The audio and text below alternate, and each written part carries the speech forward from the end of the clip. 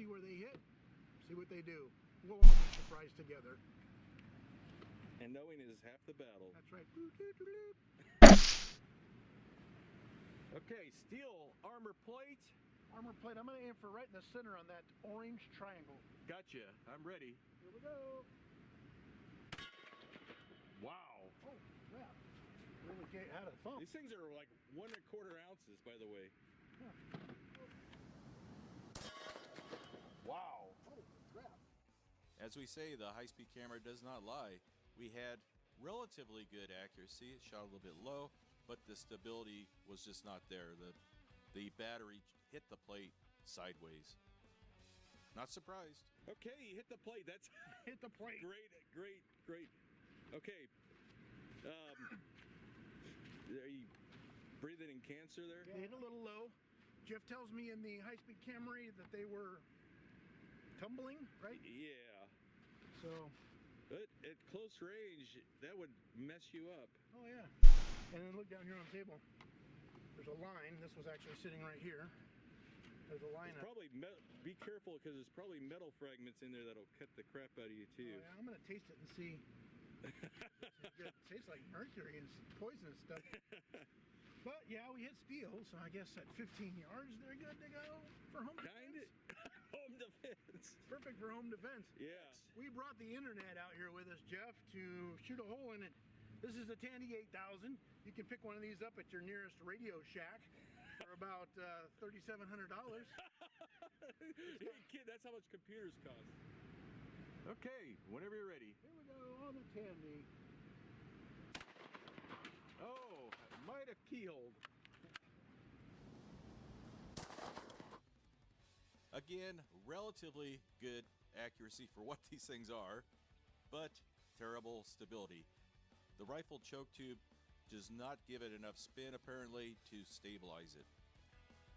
I don't think it'd matter. That thing is flat. Like they used to. No, they don't. Thank God. No kidding.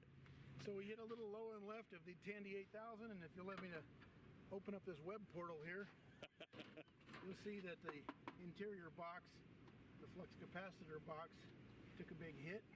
And then we spin this around. Oh, okay. And we open up another window. Just bend it. It cut through all this ribbon. Wow. You know, there were so many ribbons in a computer. And tried to make it through, but busted it open. That's about it. Maybe we ought to try full rifling. It knocked all your search history. If I had to see, you wouldn't have to worry about that. Here we brought with us a piece of the Berlin Wall, actual piece of the wall. Now in Berlin it's just called the wall. Huh? I said in Berlin it's just called the wall. Or Oh, okay. Der Wand. It's dialed He's out. doping it in there. He's doping it. I dialed out the picture. Okay, I'm ready. Oh, you got the laser going and everything. Yeah, we got a laser that's just nowhere lined up with the crosshair. I know. You can't adjust it. You ready? Yep. Here we go. Whoa! Well, it hit it somehow. That was impressive. Whoa! Now, using full rifling, we had much better spin and much better stability. Shot a little bit low, but we'll blame the scope setting on that. But the results were just absolutely impressive. Just a lot of energy busting through that concrete barrier.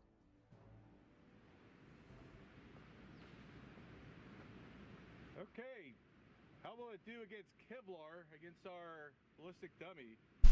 I bet the balloon stops it first. If you can hit it. Here we go. Ready? Yeah, I'm ready. Jeez! Got some 1 1/4 ounces of brutal power. China. Gee! Although we had good spin on this shot, the stability was just not there. It was not flying straight through there. And that's the goal here, is to not just shoot goofy things like this, but to also achieve stability. And we failed on this shot. And often it's hard to determine why it works one time and not the other, but the cards were just not in our favor on this shot.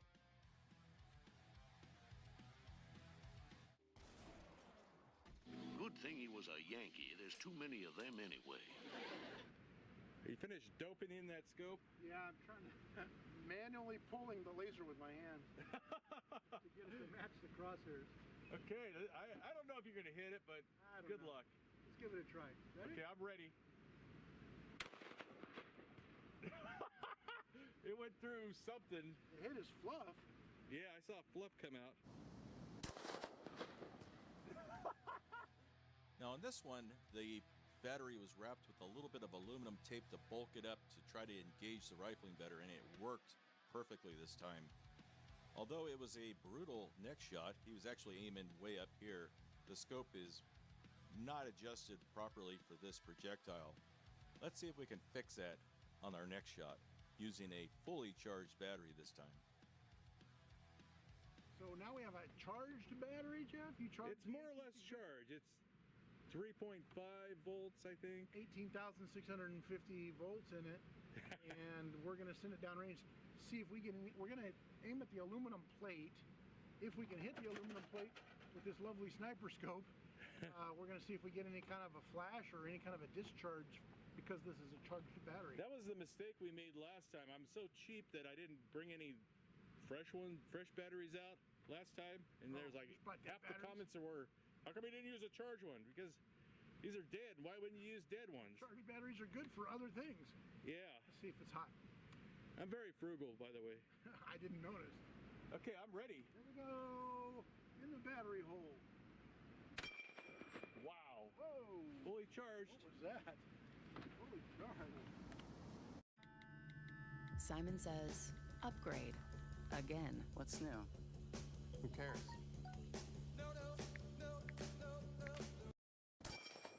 Wow. Now Greg adjusted his point of aim way above where he wanted it to impact and nailed it. That is as perfect as you can get, especially with this unusual projectile.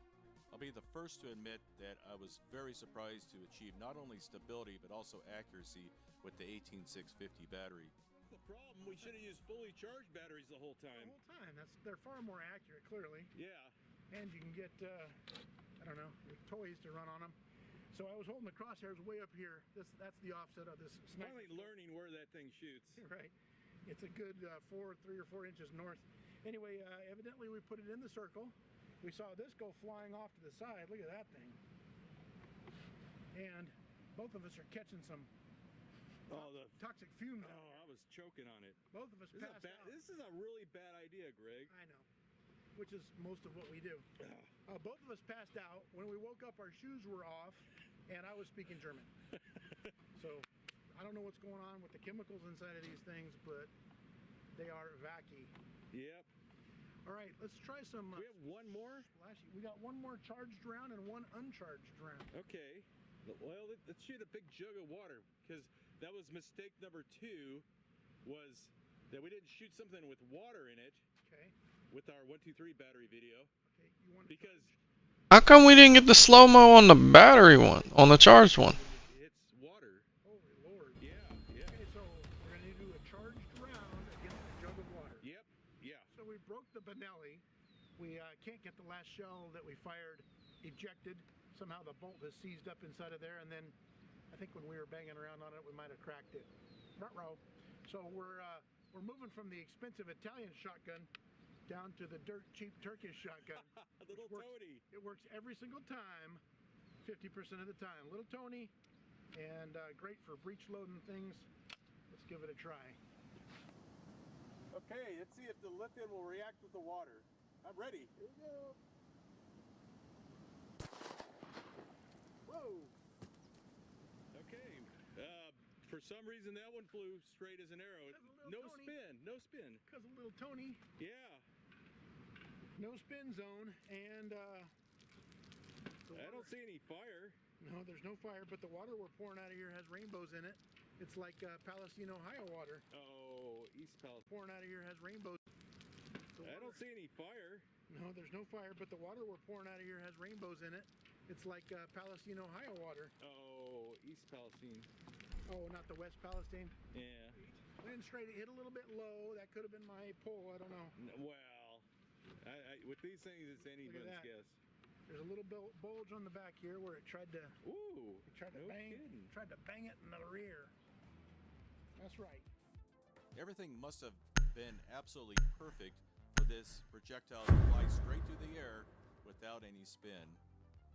Now, even though this battery is fully charged and Secure the bombs. the projectile broke apart, well, we didn't get any fire and flame like we would expect. Okay.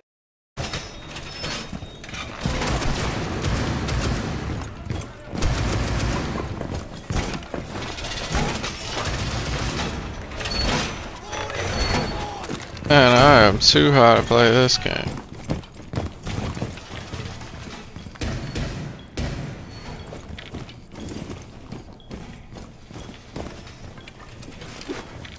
Down to 10 seconds. 5 seconds to insertion. Op 4 has located the bomb. On glass.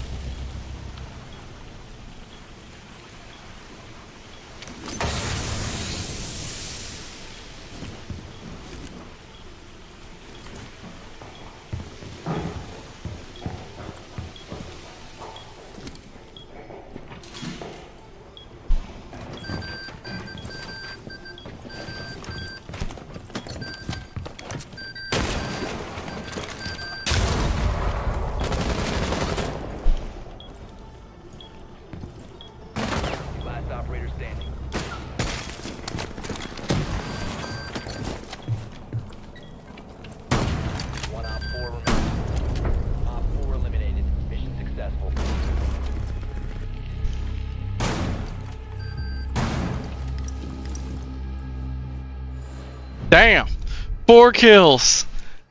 Man, I'm just. I thought I was a little too inebriated to play, but I guess didn't matter anyway.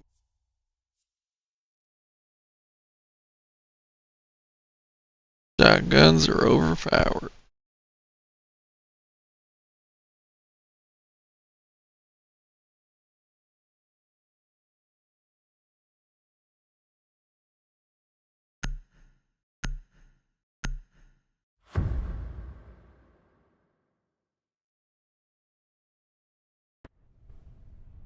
Protect the bombs.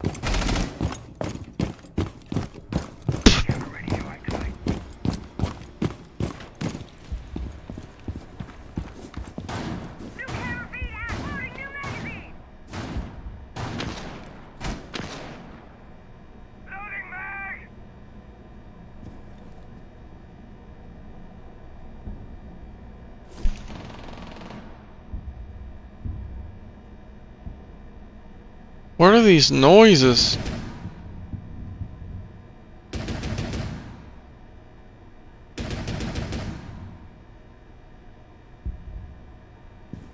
Feed active.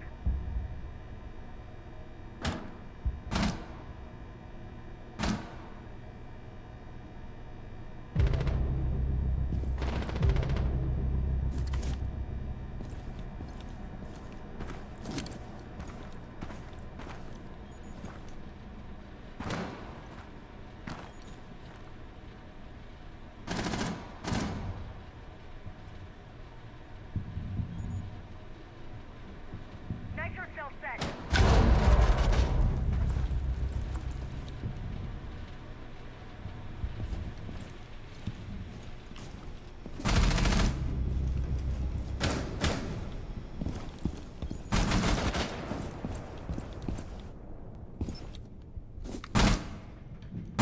Friendly operator remaining.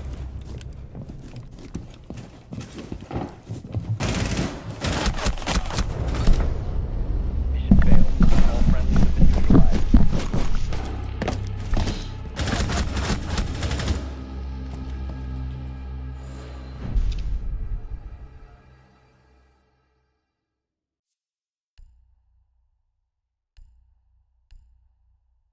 Let's see if we have the same luck this time. All right, little Tony. Okay, I'm ready when you are. Here we go on the big jug.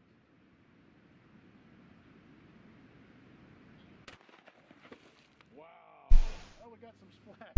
pretty impressive. A lot of energy there. And positive ejection. Nice.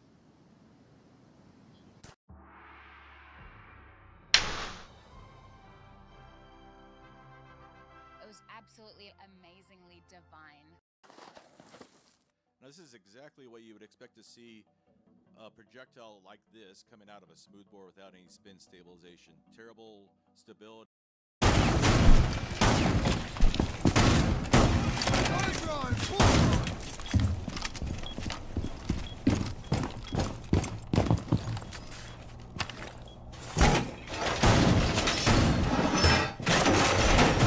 Fortified!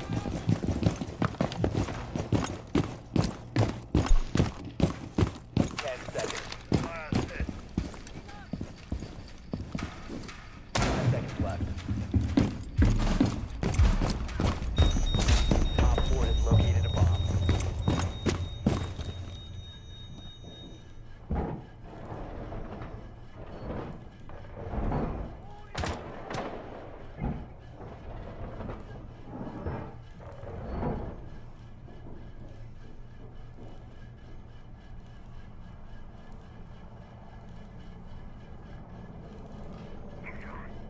Searching for electronics.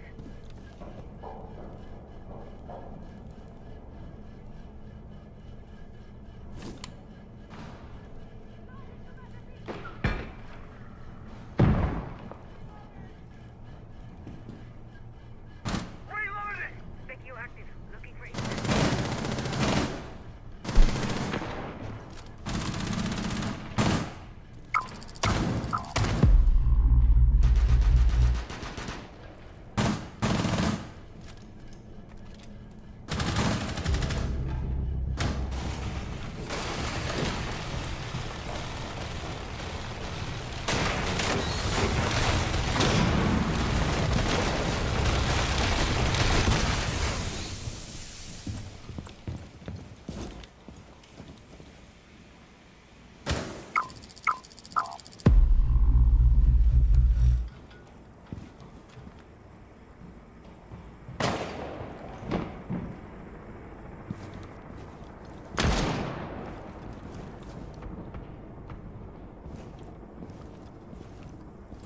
Friendly last operator standing.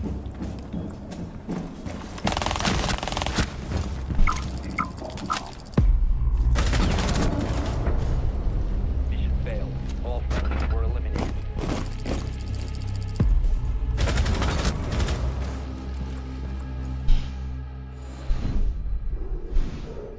Damn, dude.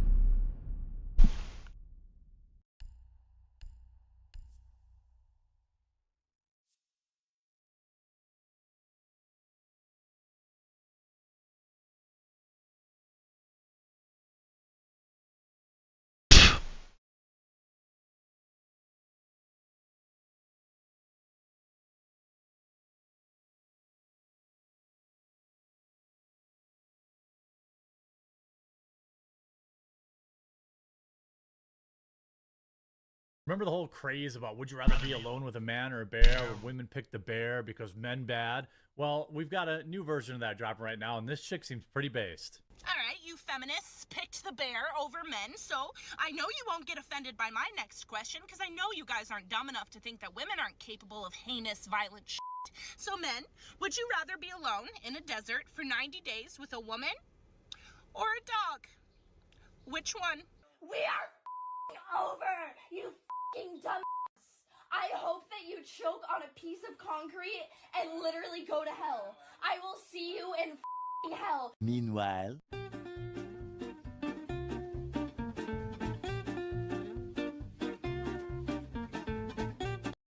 this video is stupid.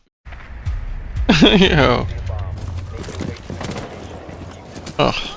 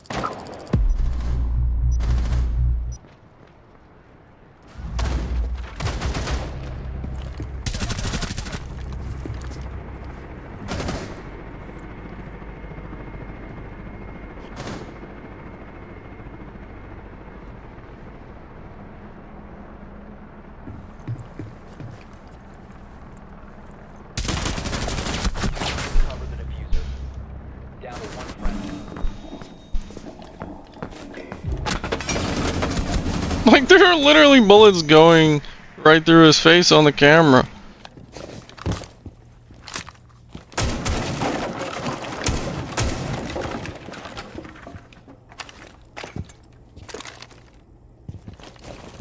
What in the hell? That's cool and all, but there's nothing there.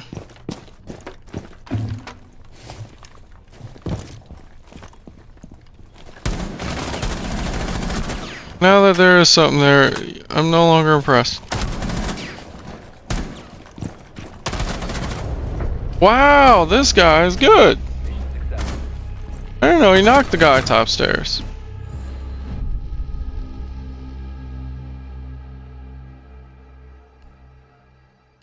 Okay. I am now impressed.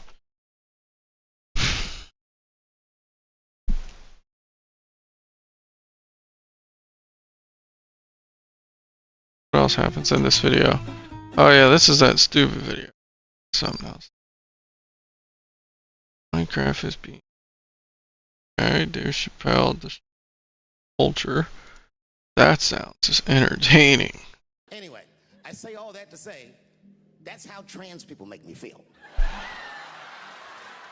Dave Chappelle has always been controversial, but this time he's sparked a cultural firestorm. His fearless jokes in The Closer have infuriated woke activists, with critics calling it dangerous and hateful. Dangerous? Him as a hero, Ow. standing tall against cancel culture. But how did Chappelle become the face of the fight against woke ideology? And is this the beginning of comedy's last stand for free speech? He knew that I was the biggest Jim Carrey fan in the world. Now, I'm not going to go all into it, but Jim Carrey is talented in a way that you can't practice or rehearse. What a God-given talent. I was fascinated with him. And Norm knew that. And he called me up and he goes, Dave, he says, I'm doing a movie with Jim Carrey. Do you want to meet him? And I said, fuck, yes, I do. And it was the first time I... Found a bomb. Continue to its location to defuse Man, my aim is fucking atrocious right now.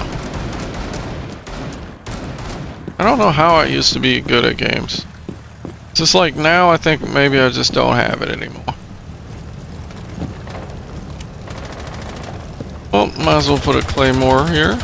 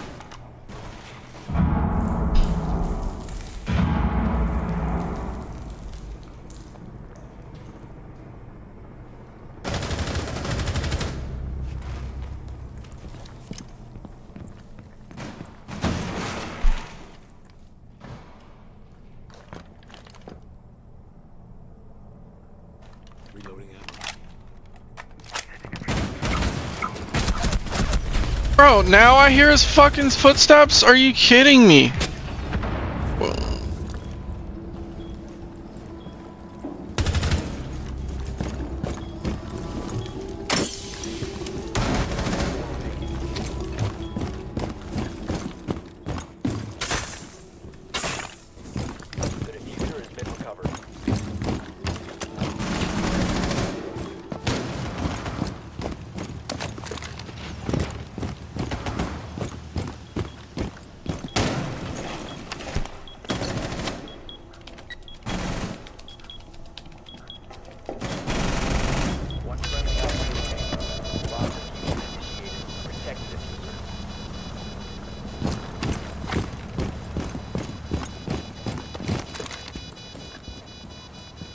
Don't peek, just use your stunts.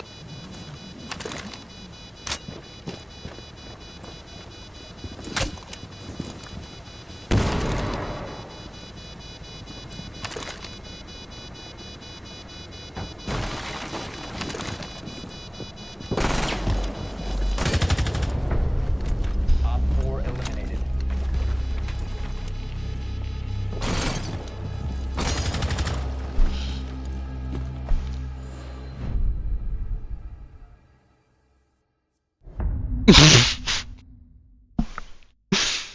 Dude, what? I could remember since my father died being excited. And the movie was called Man on the Moon. I didn't know any of this. And in this movie, Jim Carrey was playing another comedian I admired, the late, great Andy Kaufman. Yes, and Jim Carrey was so immersed in that role that from the moment he woke up to the time he went to bed at night, he would live his life as Andy Kaufman. I didn't know that. When they said cut, this nigga was still Andy Kaufman.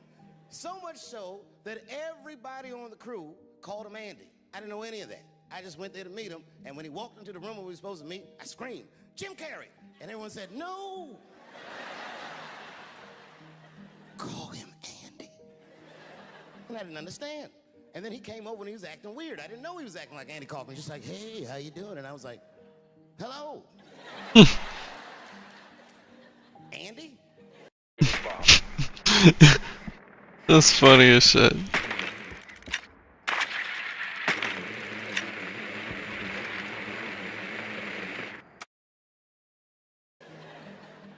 Now, in hindsight, how fucking lucky am I that I got to see one of the greatest artists of my time immersed in one of his most challenging processes ever. Very lucky to have seen that.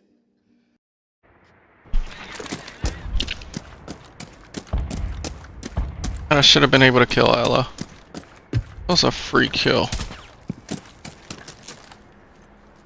It's below. Inspections.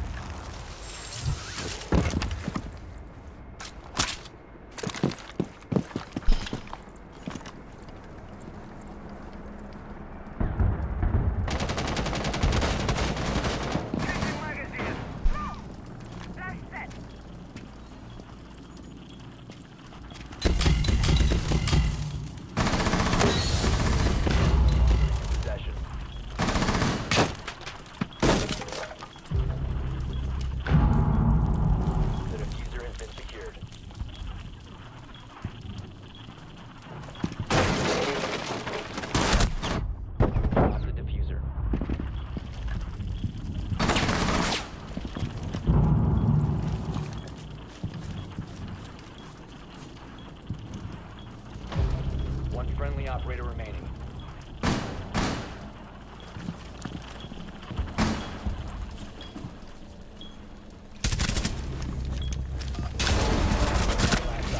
Last one was below. Yeah, he's underneath server hatch.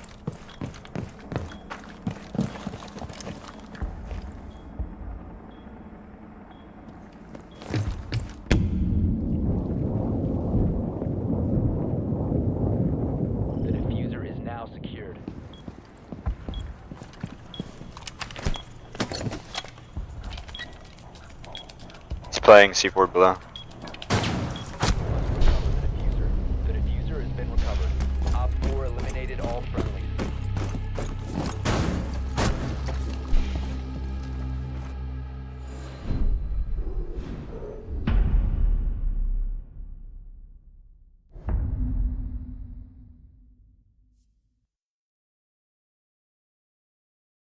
Bro.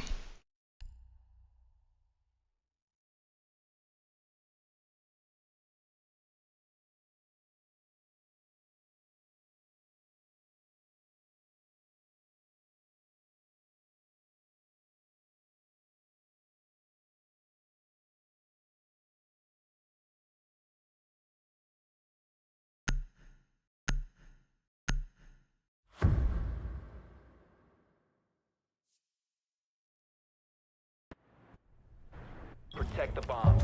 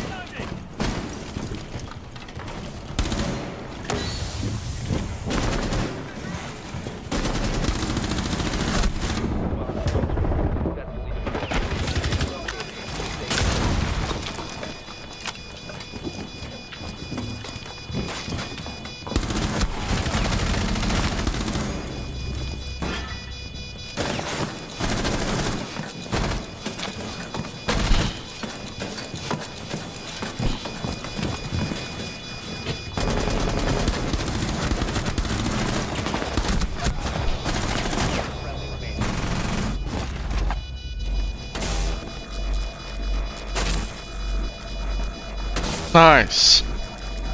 It wasn't for nothing. Yes. Mission successful.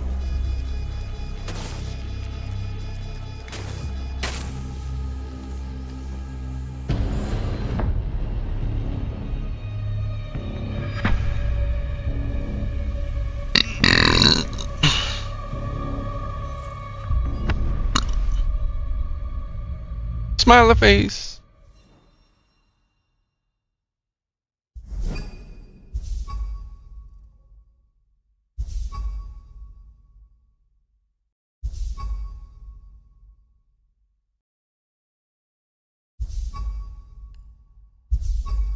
Warden went 1-7, dog. 1-7, bro.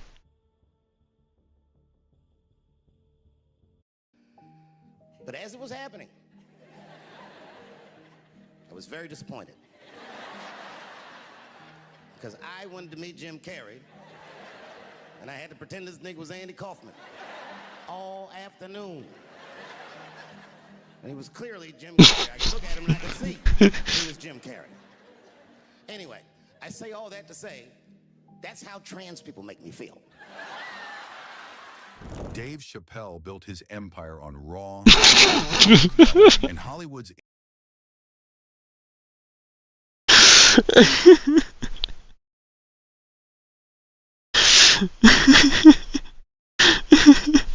That was actually a perfect fucking example. That's funny as shit. elite never saw it coming. Sure, they loved him when his jokes were aimed at the easy targets, but now he's turned that same laser focus on their sacred woke agenda. And suddenly, he's public enemy #1. The irony, the more they try to silence him, the louder his voice becomes. And Hollywood, they're regretting ever underestimating him. But you see, what I didn't realize at the time and what Kevin had to learn the hard way is we were breaking an unwritten and unspoken rule of show business. And if I say it, you'll know that I'm telling you the truth. The rule is that no matter what you do in your artistic expression, you are never, ever allowed to upset the alphabet people. You know who I mean. Those people that took 20% of the alphabet for themselves. I'd say the letters, but I don't want to conjure their anger. That's too late now. I'm talking about them L's and them B's and them G's and the T's. People be... Proceed to bomb's location and defuse it.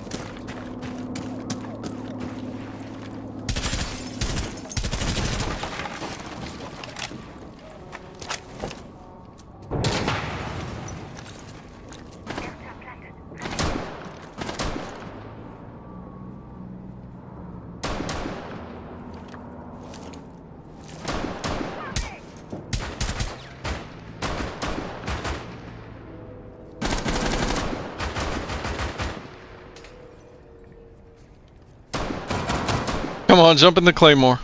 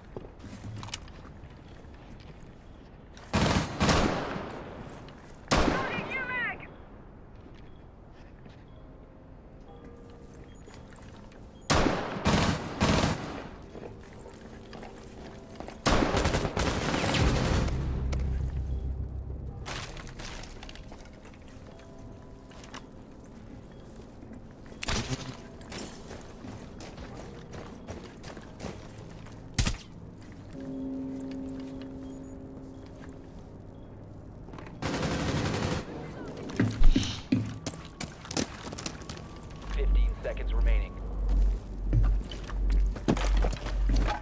10 seconds remaining. Oh my god.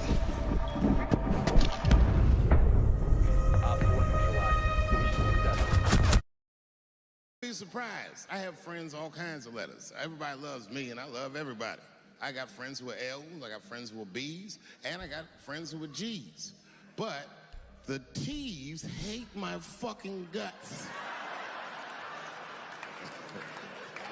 Remember when comedians could actually tell jokes without a 10-minute disclaimer? Those days feel like ancient history, don't they? But while many comics have exchanged punchlines for apology tours, Dave Chappelle has doubled down. He's not here to hold your hand or give you a comforting participation trophy. He's here to make you laugh and maybe squirm a little while you're at it. That's the magic of Chappelle. You laugh, you cringe, and then you realize he's probably the only one in the room brave enough to say what everyone else is thinking. And I don't blame them. It's not their fault, it's mine. I can't stop telling jokes about these things. I don't want to write these jokes, but I just can't stop.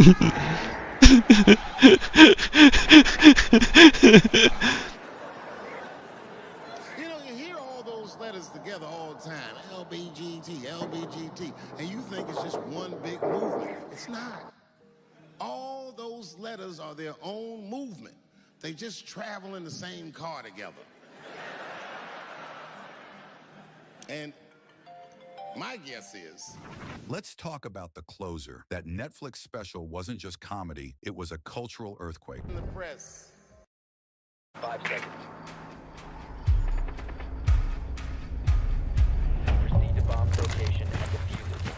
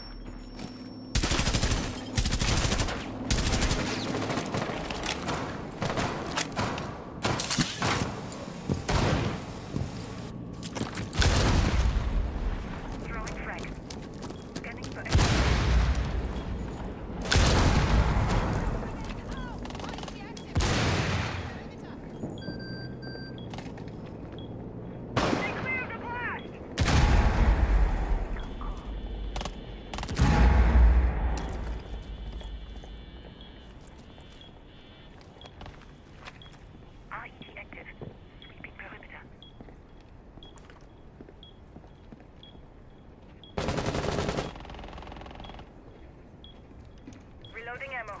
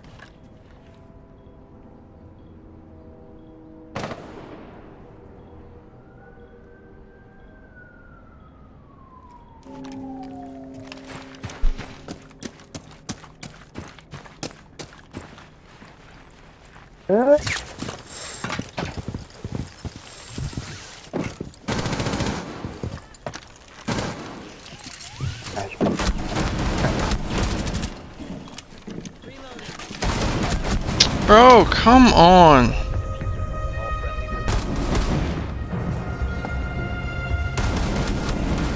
The gun does way too much damage, I feel like.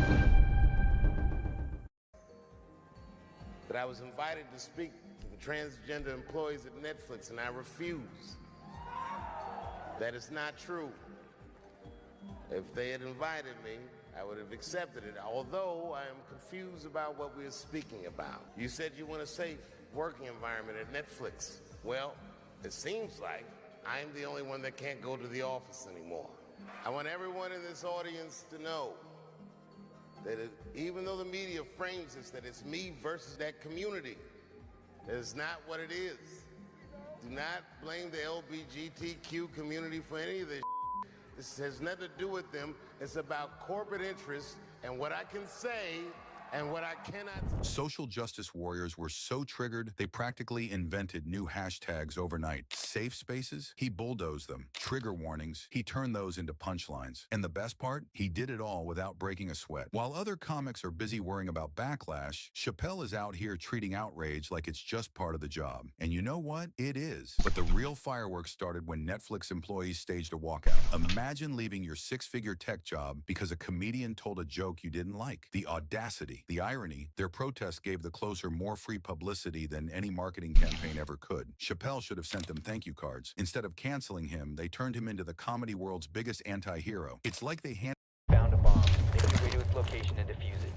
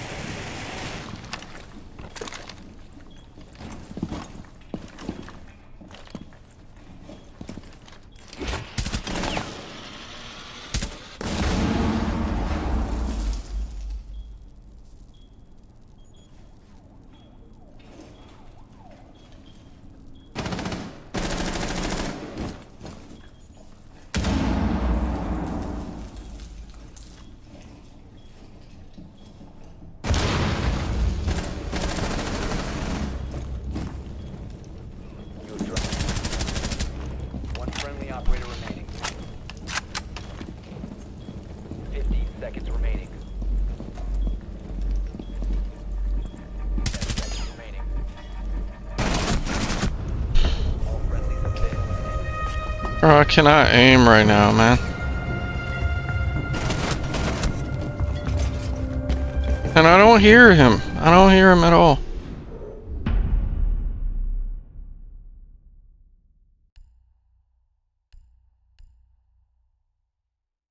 handed him a megaphone and said, "Please, Dave, tell us more." I watch sports. I be thinking about, think about. Okay. Say LeBron James changed his gender. You know what I mean? Okay. Can he stay in the NBA, or because he's a woman, does he have to go to the WNBA, where he will score 840 points a game? What does it actually mean to be equal? You know what I mean? Like, women are actually equal to men, then there would be no WNBA, would there? You would just be good enough to play in the NBA with us. Or Here's another idea that's going to be very controversial. You could shut the fuck up. In Hollywood,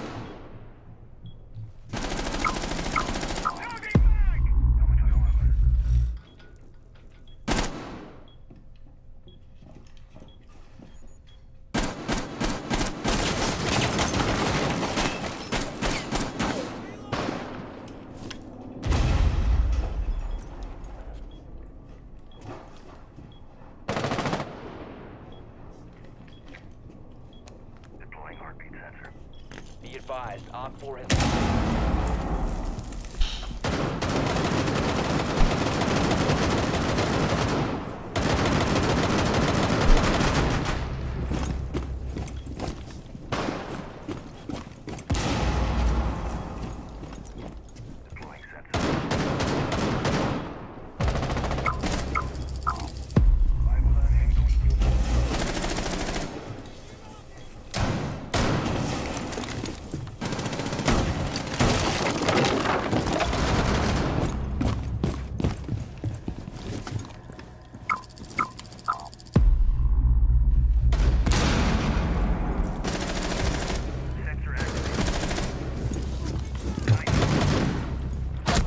Oh my god, dude.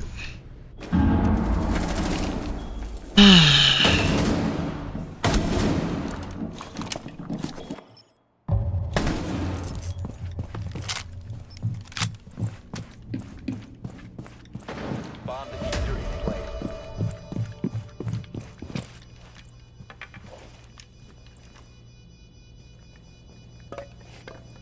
This is weird. I never heard him rappel in. Like, he went all the way to the other side.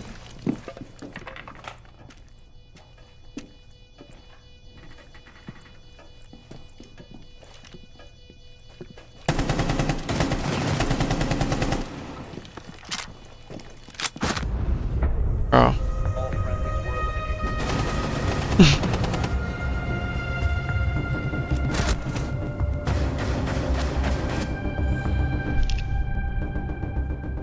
I need a kill, dude.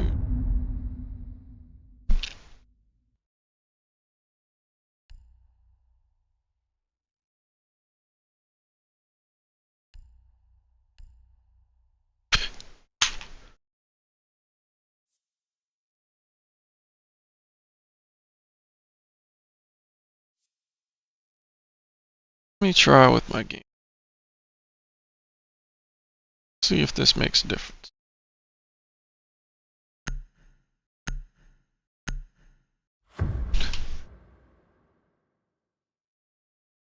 Okay, let's turn the light off too. Secure the area. Keep the bombs protected.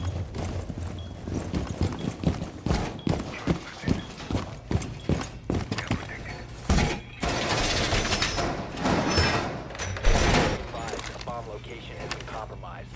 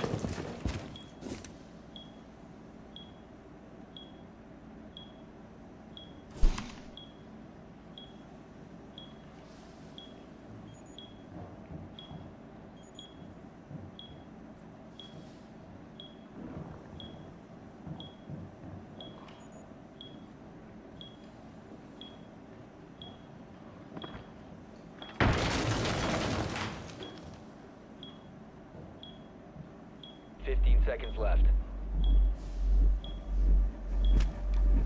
Time expires in 10 seconds.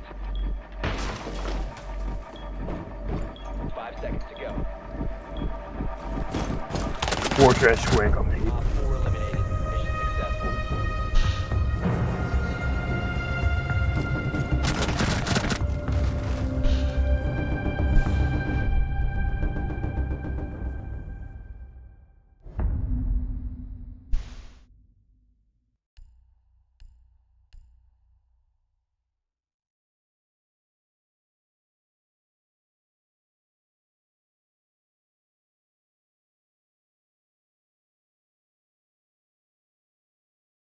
Oh, Hollywood. The same industry insiders who used to laugh at his jokes are now pretending they've never heard of him. Sources say some executives are watching his specials in incognito mode to avoid being seen as gas problematic. These are the same people who tweet about being brave and authentic, but wouldn't dare stand up for free speech if their lives depended on it. The hypocrisy. Just let Dave Chappelle talk. Like, you're boring. Dave Chappelle didn't say all that. Like, let him talk.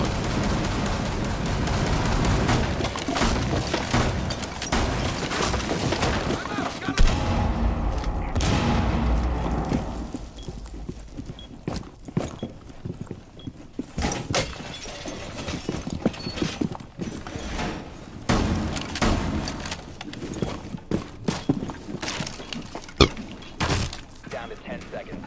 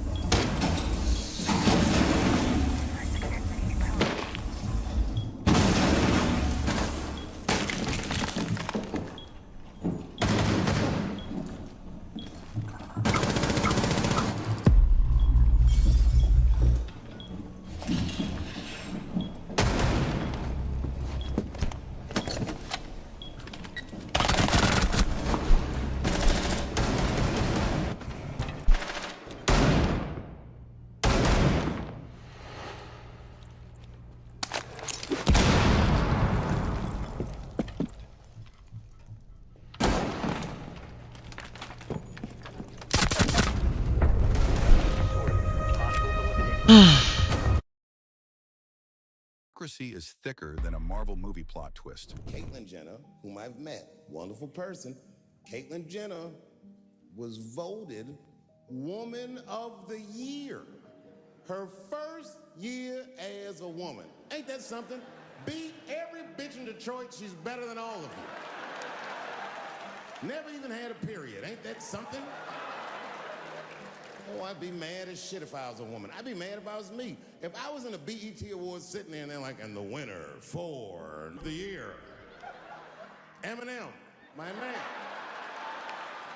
Let's rewind to the early 2000s, back when Chappelle walked away from a $50 million deal for Chappelle's Show. Why? Because he refused to compromise his integrity. Fast forward to today, and not much has changed, except for the size of his audience and the number of zeros in his bank account. While Hollywood bends over backward to appease every whim of the outraged mob, Chappelle remains unapologetically himself. And guess what? It's working. While critics clutch their pearls and write think pieces about how comedy should be safe, Chappelle's shows are selling out faster than a limited edition sneaker. Turns out, regular people aren't as fragile as Twitter would have you believe. Shocking, right? They're tired of being spoon-fed sanitized humor that feels like it was written by an AI programmed to avoid lawsuits. They want the real stuff, the jokes that make you laugh, think, and maybe even question your own biases. Thinking that I'm gonna make fun of those people again.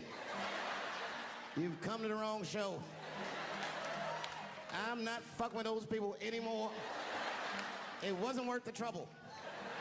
I ain't saying shit about trans people. Maybe 3 or 4 times a night, but that is it. Bomb. Make your way to its location and defuse it.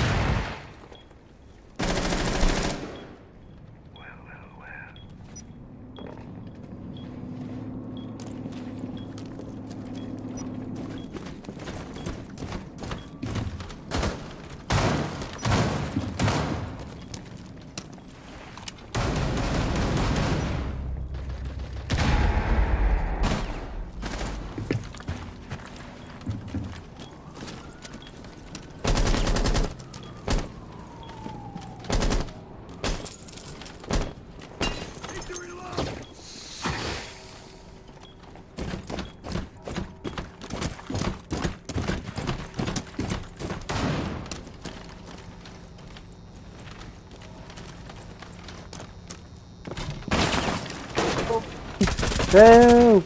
Police! Help.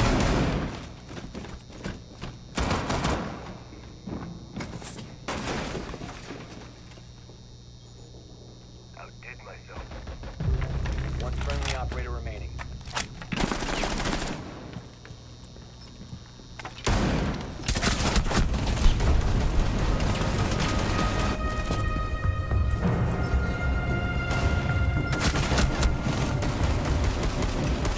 No footsteps as usual. He's like sidewalking towards me. If I would have known that, I would have just waited right there. It's not even facing me. Tired of talking about them. And you wanna know why I'm tired of talking about them? Because these people acted like I needed them to be funny. Well, that's ridiculous. I don't need you. I got a whole new angle. You guys will never see this shit coming. I ain't doing trans jokes no more. You know what I'm gonna do tonight? Here's the kicker. Every time the mob comes for Chappelle, his ticket sales skyrocket. It's like they're running his PR campaign for free. The louder they shout, the more people tune in to see what all the fuss is about. It's a beautiful case of unintended consequences. The very people who claim to be protecting society Dude, from harmful comedy. I want to hear Dave Chappelle. Shut up. And more influential than ever. Poetic justice, anyone? And it's not just Chappelle's fans who are paying attention. The comedy world is watching too, and it's split right down the middle. On one side, you have the comics who are too scared to make a joke about anything more controversial than airline food. On the other, you've got comedians quietly taking notes from Chappelle's playbook. They see his unshakable confidence and wonder, what if I could do that? Behind the scenes, younger comedians are sliding into Chappelle's DMs. Is he gonna shut up? Politics all over. To give you an audience. With the cool kid, but no one wants to admit it. More than willing to give you an audience, but you will not summon me. I am not bending to anybody's demands. And if you want to meet with me, I'd be more than willing to, but I have some conditions. First of all, you cannot come if you have not watched my special from beginning to end. Am I canceled or not?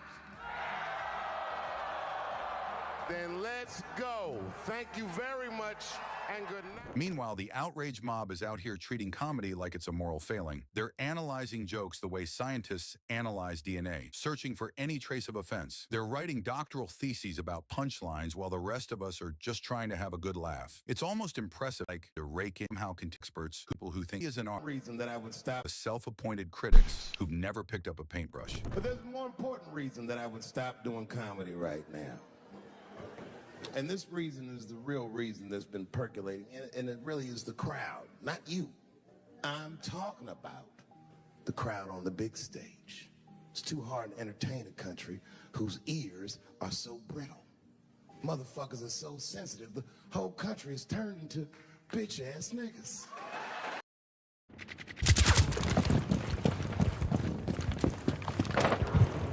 Hey, you two, I got a little surprise for you.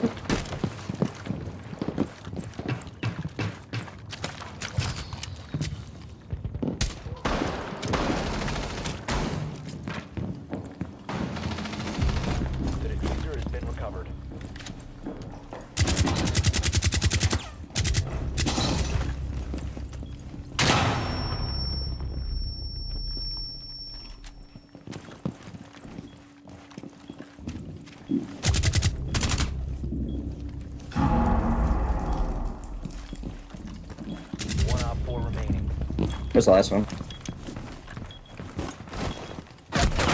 Forest, dude.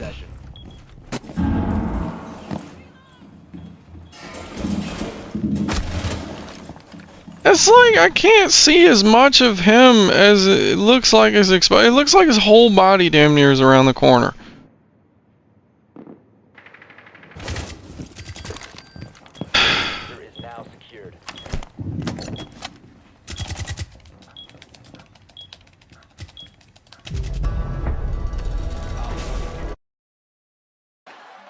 The real fear in Hollywood isn't that Chappelle's jokes are offensive, it's that they're effective. He's not just making people laugh, he's making them think. And that's dangerous in an industry built on maintaining the status quo. They're scared because every time Chappelle speaks, he reminds people that it's okay to question the narrative, to push back against the mob, and to laugh at the absurdity of it all. What really keeps the woke brigade up at night is that Chappelle is inspiring others. He's created a ripple effect in the comedy world, encouraging other comedians to stop apologizing. Count all three as death. They want controversy. What I say. It's like trying to make decaf coffee taste like the real thing. Good luck with that. Doesn't matter what I say. And if you at home watching this shit on Netflix, remember, bitch, you clicked on my face. So what's next for Chappelle? If history is any indication, he's not slowing down. They're already bracing themselves. Dude, shut up. Think, and maybe, just maybe. I'm sorry. I liked the video as of when I first started it, but I'm gonna have to give a dislike at this point. It's like, dude, shut up. This video is like, oh, I used Dave Chappelle's name to make me money. I wonder if this is monetized, or if that's even legal. I don't know, because it's like, video was awesome, and then every time he started talking, I'm like, dude, shut up.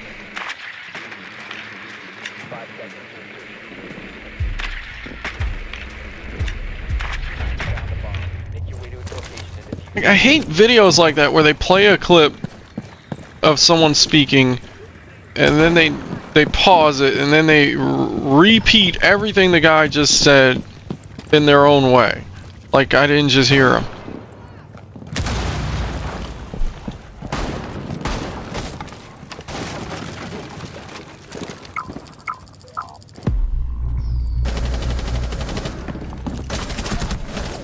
Oh my god.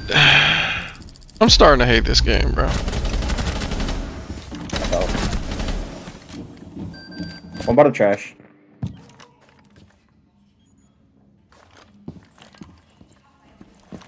That shit looked like he was shooting from prone.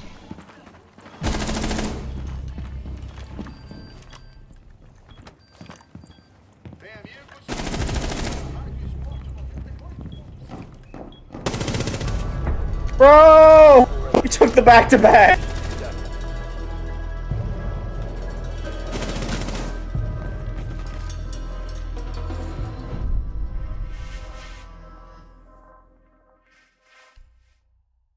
I don't think I'm gonna.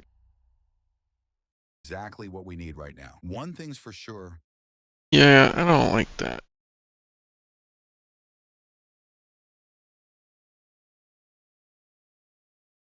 Like, in the thumbnail is like Dave Chappelle's face and everything. I thought this was gonna be like an interview where he was talking about Dave Chappelle. I mean, Dave Chappelle was talking about trans.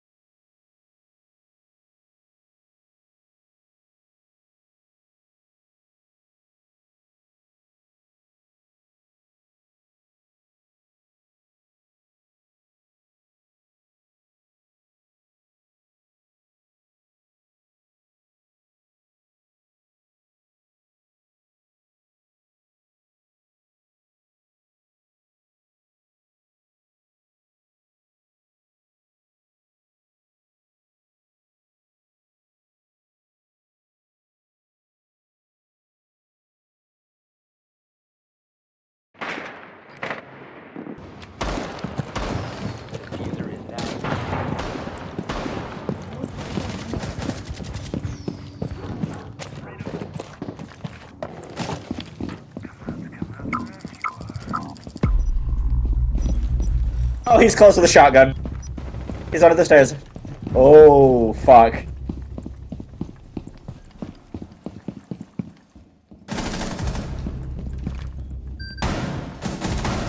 One friendly operator remaining.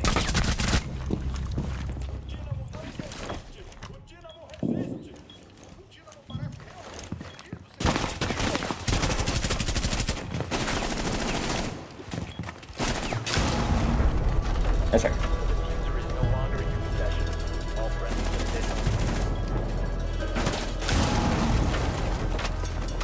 This map sucks.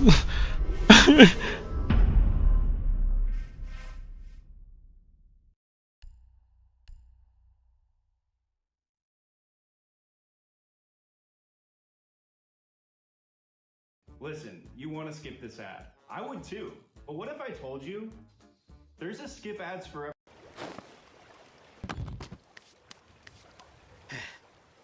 Hello?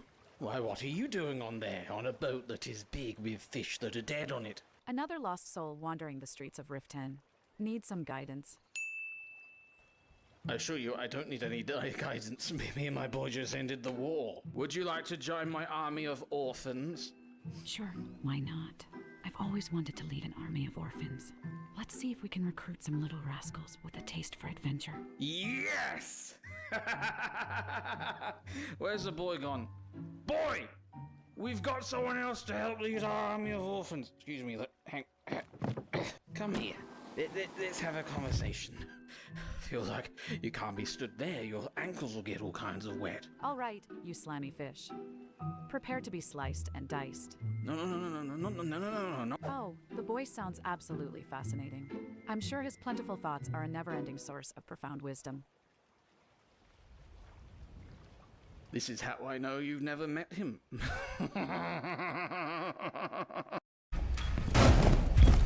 4 has located a bomb. Be ready for hostile action. Man, it's my aim right now.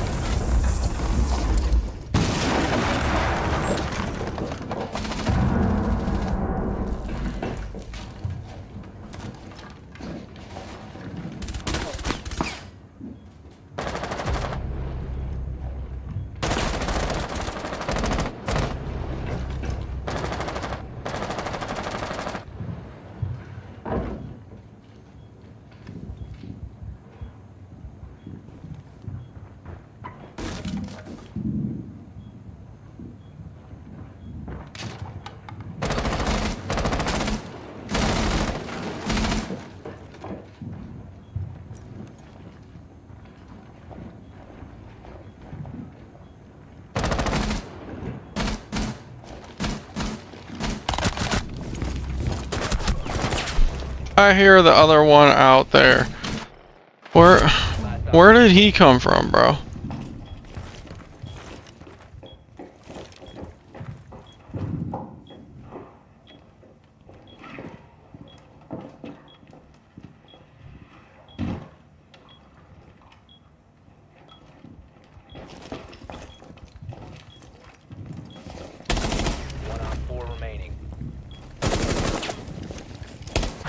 I heard the other one in the wrong spot, even spectating.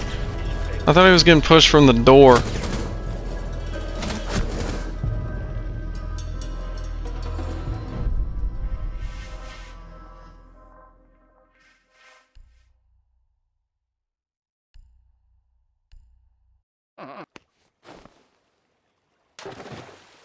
Would you like to try to hold the boy underwater until he stops breathing? My sweet Dunkel, such dark thoughts you have. While it may seem tempting to hold the boy underwater, creative ways to deal with him. After all, who needs violence when we have our wit and charm? Well, I'm happy to deal with the wit and charm, but it's the other one. Oh, here he comes. Violence, sweet violence. Let's have some more of it. We've got fishing rods. Which hole do we put in them?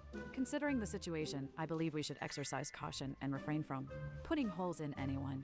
Let's focus on other ways to handle our predicament, shall we? Dongle, who the bloody hell?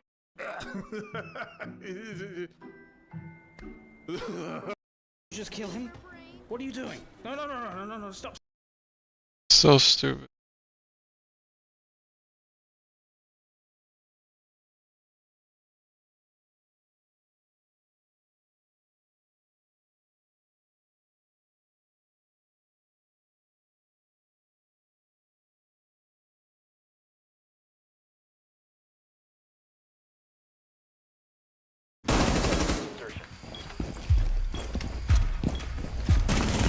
Located by Op 4.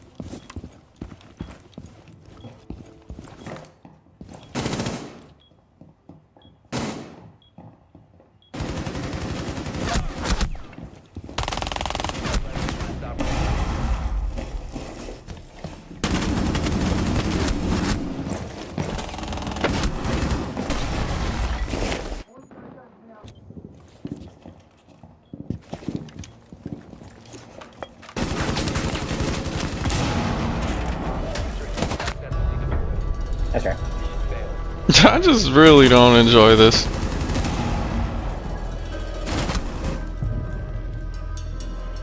It's like, God, dude. The gun didn't even look like it was moving at all. Zero recoil.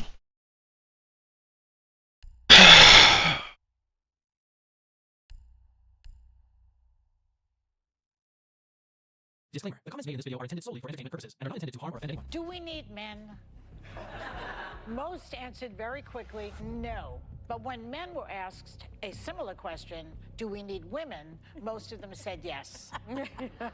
So why do you think that is? Because men are useless. I mean, Modern feminism is everywhere, but is it helping anyone?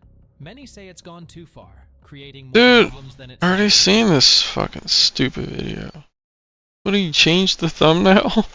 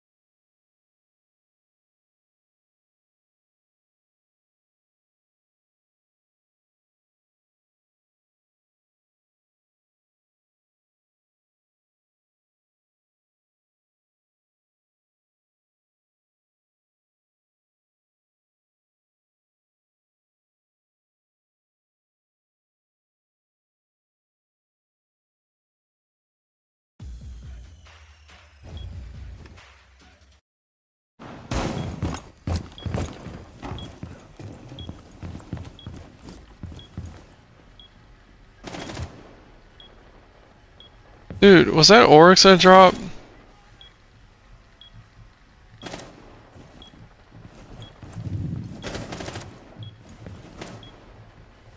Why am I the only one in sight every round, dude?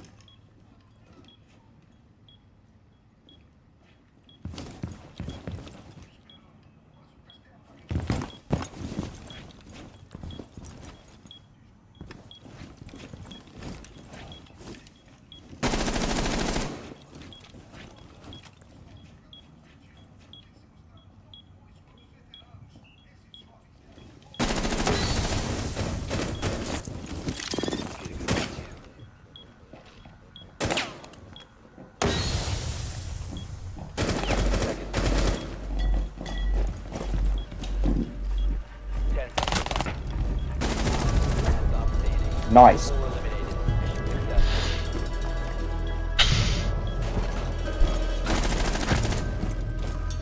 Got 9 kills in 2 rounds. I haven't done shit since except for 1. Gotta love it.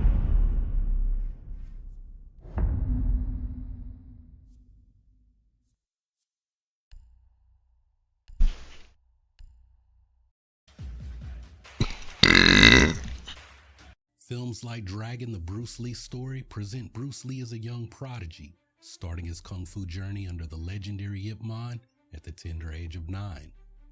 The idea of Bruce training as a live-in disciple for over a decade in a secluded temple paints a compelling but highly fictionalized image of his early years. The movies tell us Bruce was Ip Man's only disciple, trained like a monk in a secluded temple, but the truth is far more complex. Bruce was not— No, movies act like Ip Man was Bruce Lee's only teacher. That's what they act like. Come on, dude. Introduced to Wing Chun by his father, nor did he become Ip Man's only student. So how did Bruce really begin his martial arts journey? And why, after about a year, did Ip Man stop teaching Bruce Lee? Behind the myths lie cultural tensions, jealous classmates, and rivalries that shaped Bruce Lee's entire career. So let's uncover the real story. Before Bruce Lee became known for his martial arts, he was a well-known child actor. He made his first appearance on the silver screen at just 3 months old and continued acting throughout his childhood, becoming a star in Hong Kong's film industry. By the time Bruce Lee returned to the United States at the age of 18, Found a bomb. Make a immediate location to defuse it.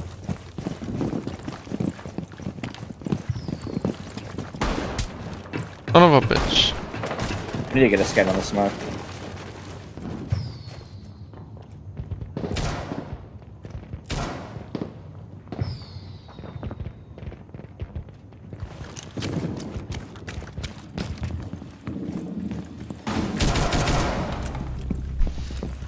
Hey, top red.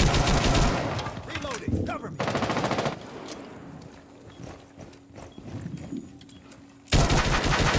He shot my fucking drone on it.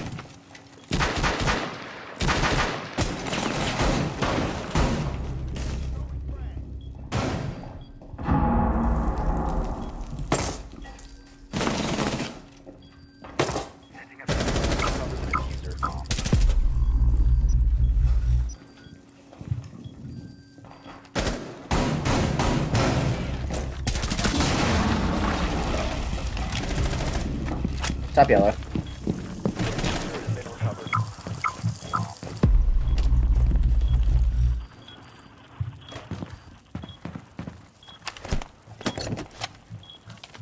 He's in dorm zone.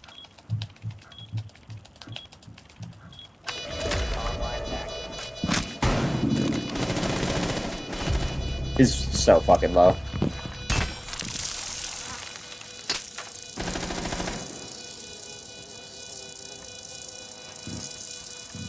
Hold that line and you win. Guaranteed.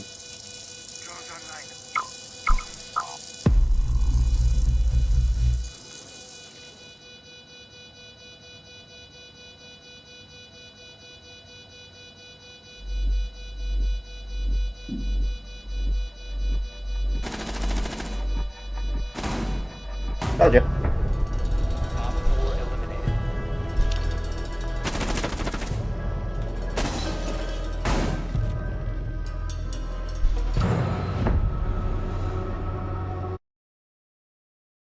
He had about 20 film credits under his belt, yet the glamour of film sets was far removed from the harsh realities of his everyday life. Despite his fame, Bruce's life was anything but secure. Growing up in Kowloon, he was surrounded by poverty, violence, and the rise of gangs that ruled the streets. The glittering world of cinema offered him a brief escape, but the world demanded strength, and sometimes even violence. By the time Bruce was 12 years old, he was no stranger to the rough streets of Hong Kong. Like many young boys, he formed a gang with his friends for protection. They called themselves the Junction Street 8 Tigers. This gang wasn't about rebellion for rebellion's sake, it was about survival. The streets of Hong Kong were dangerous, ruled by the influence of the Triads, powerful criminal organizations that often recruited or targeted young boys. For Bruce, forming this gang was a way to defend himself against the threats that lurked in every alley. In a city where even the police were often under the influence of Triads, Bruce and his friends had to fend for themselves. As a young movie star, Bruce became a target. See, if a Triad managed to recruit someone like Bruce, it would make them even more prestigious, But on the flip side, if some kid in a triad managed to humiliate someone like Bruce, well, that kid might elevate his status in the triad. I'm in the mall right now doing what I always do, last minute gift shopping. But this year, I'm not playing harder, I'm playing smarter. So given this situation, Bruce knew that without his gang behind him, he would be vulnerable. Street fighting wasn't just a game for Bruce, it was a way of life. His natural athleticism and competitive spirit made him a fierce fighter, but these brawls would soon show him the limits of his raw aggression. After a particularly brutal beating, Bruce knew he needed more than just his fists and his gang to survive. He needed a structured form of martial arts, something that could give him control over his body and his mind. This realization would soon lead him down a path that would change his life forever, and that would be studying Wing Chun Kung Fu. Before Bruce Lee ever encountered Wing Chun, his journey in martial arts had already begun, though not in the way that you might think. As a child, Bruce's first exposure to martial arts came from his father, Li Huichin, a Cantonese opera star who practiced Tai Chi Chuan, a traditional Chinese martial art from the internal school that focused on slow and flowing movements. But Tai Chi Chuan, with its emphasis on balance and slow movements, did not give Bruce the effective combat skills that he needed. A young Bruce Lee actually tried to use Tai Chi Chuan in a fight, and while he was posing, the other kid beat him up. His early foray into Tai Chi Chuan felt more like a practice in spending time with his dad's old friends, and not a tool for real-world combat. Bruce wasn't just interested in form, he wanted to win fights. His exposure to Hung Gar, a traditional southern Chinese martial art known for its powerful stances and strikes, that came later, mostly through his time on film sets with his father's friends who were making wuxia movies about Wong Fei Hung. Although Hung Gar was visually impressive and powerful, Bruce would later find it didn't work for him when he needed it the most. Though Bruce dabbled in these styles, they just didn't work for him. The streets of Hong Kong demanded something different, something faster, something more efficient. And Bruce would soon find out just how inadequate his training was when a schoolyard fight led him to that harsh realization. The story that he said of the way Bruce Lee started training under Yip Man was because he beat up someone at school, this rich guy. At LaSalle College, Bruce found himself in a fight that would push him to the edge, not against a regular classmate, but against the son of a powerful triad member. What started as a simple confrontation escalated quickly into something far more dangerous. One day, he really knocked out the son of one of the triad chiefs, and they were after him. Bruce's natural aggression and street fighting instincts kicked in, and the son of the triad chief was injured, and what followed was even more dangerous. Rumors spread that triad members were waiting for Bruce after school to settle the score. They waited for him around outside the school. Bruce was forced to hide in the teacher's lounge to escape. And they were standing around the table, just waiting to say grace. And in dashed Bruce, around the table twice, and fit straight into the telephone room and locked himself in. It's possible that this was the situation that eventually led to Bruce being expelled from LaSalle College in 1956. Bruce already moved from De La Salle College to St. Francis Xavier, which is 2 blocks away from the Yip Man Kung Fu School. And all this time, Bruce had a lot of trouble because he was targeted by the triads. But this wasn't the end of his troubles. Word of the fight spread, and soon Bruce would face a more formidable challenge. Soon after Bruce injured that triad chief's son, Bruce was actually confronted by William Chung, a classmate who would later become a renowned Wing Chun master. Bruce beat the rich guy up, and this guy went to William Chung, and he told him, he said, this guy's beating me up, come and help me out. So William Chung went there, and apparently they had a fight, and William Chung beat Bruce. Chung had heard about Bruce's brawls, and he wasn't at all impressed. Chung was a skilled Wing Chun practitioner, and he was about to prove that he was the better fighter. See, William Chung's father was a policeman, and remember what I mentioned earlier about how the police were often under the influence of the triads? Well, allegedly, William Chung was sent to settle the score with Bruce Lee as a result of the fight where Bruce Lee injured the triad chief's son. And despite his experience in Tai Chi Chuan and Hung Gar, Bruce found himself completely outmatched. Chung's controlled Wing Chun techniques made Bruce's raw aggression seem amateurish. It was a humbling defeat, one that left Bruce with more than just bruises. It left him searching for answers. For the first time, Bruce realized that his raw aggression and unrefined techniques were not enough to win against a disciplined opponent. Chung's victory wasn't just physical, it struck at Bruce's pride, leaving him searching for answers. And this loss would lead Bruce to an important decision. Bruce wasn't looking for tradition, he was looking for a way to win fights. His defeat at the hands of William Chung had sparked a fire in him. You see, something to remember about Bruce is that he always wanted to be the big brother in every situation. In his gang, he was big brother. Bruce always liked to play in films that would try to protect the being beaten on, per se, right? Because he somehow, you know, I can see the hero in him. You know, he always liked to be the hero, which is okay. I mean, I guess all of us sometime or another want to be a hero of some sort. Well, with William Chung handing him that L that made William Chung big brother. This is how to get in shape fast. If you want to drop this, start eating more of these. You might think that just wasn't going to sit well with Bruce. After being humbled by William Chung in a street fight, Bruce Lee's curiosity about Wing Chun grew. Bruce was intrigued by Chung's seemingly undefeated record, so Bruce asked him the secret behind why he would never lose a street fight. One day, Chung decided to reveal the answer. Hey Bruce, if you want to know how I never lose a fight, then follow me. Bruce followed Chung to Ip Man's Wing Chun school, expecting to uncover the secret behind his friend's unbeatable fighting style. But instead of meeting the legendary Ip Man, Bruce was greeted by one of the school's senior students and assistant instructors, Chu Sheng Tin. Chu Sheng Tin, known as the King of the Sinem Tao, was Ip Man's senior student and assistant instructor. When Bruce arrived, Chu was in charge of introducing newcomers to the fundamentals of Wing Chun, and as the two stood across from each other, Bruce couldn't hide his skepticism. His background in street fighting and Hung Gar had taught him to analyze fighting techniques, and he wasn't easily impressed. So when Chu demonstrated the basic Wing Chun stance, well, Bruce really was unimpressed. To him, the stance seemed too rigid and too stationary for real combat. He pointed out that the parallel positioning left an opening for a kick, a perceived weakness in the style. In Bruce's analytical mind, this didn't seem practical for the kinds of fast-paced street fights that he was used to. Well, rather than argue, Chu simply listened to Bruce's critique, and he remained calm. Without a hint of defensiveness, Chu invited Bruce to test this theory. If you think the stance is weak, Chu said to Bruce, then go ahead and kick me. Bruce hesitated, humorously suggesting that Chu might get angry if the kick landed, but Chu wasn't fazed at all. With calm assurance, he repeated the challenge, inviting Bruce to kick him. Well, still skeptical but intrigued, Bruce took the challenge and aimed a kick at Chu's stance.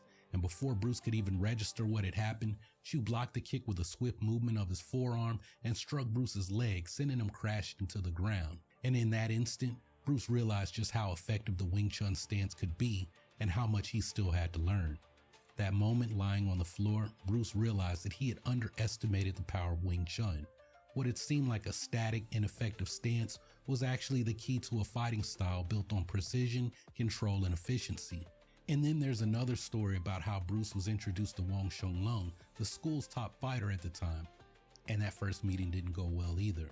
Bruce carried himself with the same confidence that he brought to the streets. He leaned against the wall with one hand in his back pocket, swaying his body as if he was unimpressed by what he saw in the school. To Wong, Bruce's behavior seemed frivolous, as though he thought he was smarter than everyone in the room. And to Wong, Bruce's behavior was disrespectful. He later described Bruce as an Elvis-like youngster, swaying and acting as if he were too cool to take anything seriously. Wong was so put off by Bruce's attitude that he told William Chung directly, "I don't welcome him at the school." And despite some initial tension, Bruce would be eventually accepted at the school. Ip Man saw something special in Bruce. Yip was a fan of Bruce's films, and he also knew that Bruce's father was from Fat Sun. Although Chu and Wong Sheng Lung would play prominent roles in Bruce's training, Ip Man, the Grandmaster himself, was still actively involved in Bruce's early development. Sources confirm that Bruce, around 15 years old at the time, initially received direct instruction from Ip Man when he began his training. Yip Man was known for rarely providing private lessons, but he was impressed by Bruce's talent. He even observed Bruce practicing Wing Chun techniques outside of formal lessons. Yip Man recognized Bruce's potential early on, taking a special interest in his progress and offering direct guidance during his initial training.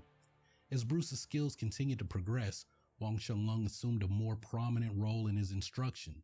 Wang, who was known for his practical fighting skills, could relate to Bruce's primary interest in winning street fights against his peers. However, Yip Man continued to monitor Bruce's progress and provided guidance when needed. Bruce's journey into Wing Chun was marked by moments of friction, humility, and growth.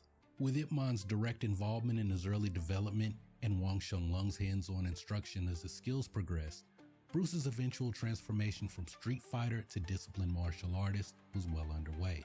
As Bruce continued to immerse himself in Wing Chun, the tension within Yip Man's school grew. See, back then, Kung Fu was a pastime mostly for men in the working class. After work, there really wasn't much for them to do other than go to the movies, find a hobby, or sit at home in a small cramped apartment. Originally, Yip had taught older students from the Restaurant Workers Union. These were men who sought Wing Chun for self-defense and discipline. But with the influx of younger students like Bruce eager to use the art for street fighting, the atmosphere began to change. For the older students, Bruce and his friends were disruptive. They weren't there to meditate or refine their techniques. They wanted to learn how to fight and dominate each other on the streets. The older men felt that their school, once a sanctuary of discipline, was being overrun by teenagers hungry for street brawls.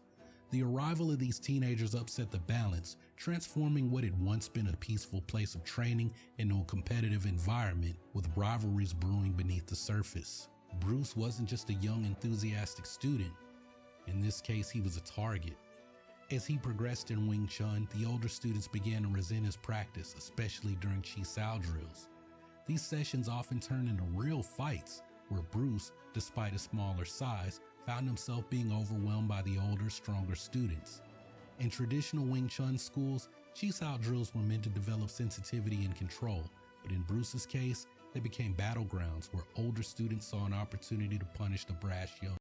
These may look like dentures or partials, but in fact, it's some of the newest dental implant technology and actor. They were jealous, not only of his growing skills, but of the special attention he occasionally received from Yip Man and Wang Shenglong. But the tension wasn't only about Bruce's attitude or his skill, there was something deeper. Bruce was considered to be of mixed heritage. His mother, Grace Ho, was Eurasian, a descendant of the powerful Ho clan in Hong Kong. Sir Robert Ho, the last name Ho meaning from Holland, was Grace's uncle, and he was the wealthiest man in Hong Kong at the time. So being connected to such a prestigious name, of course rumors circulated about his lineage.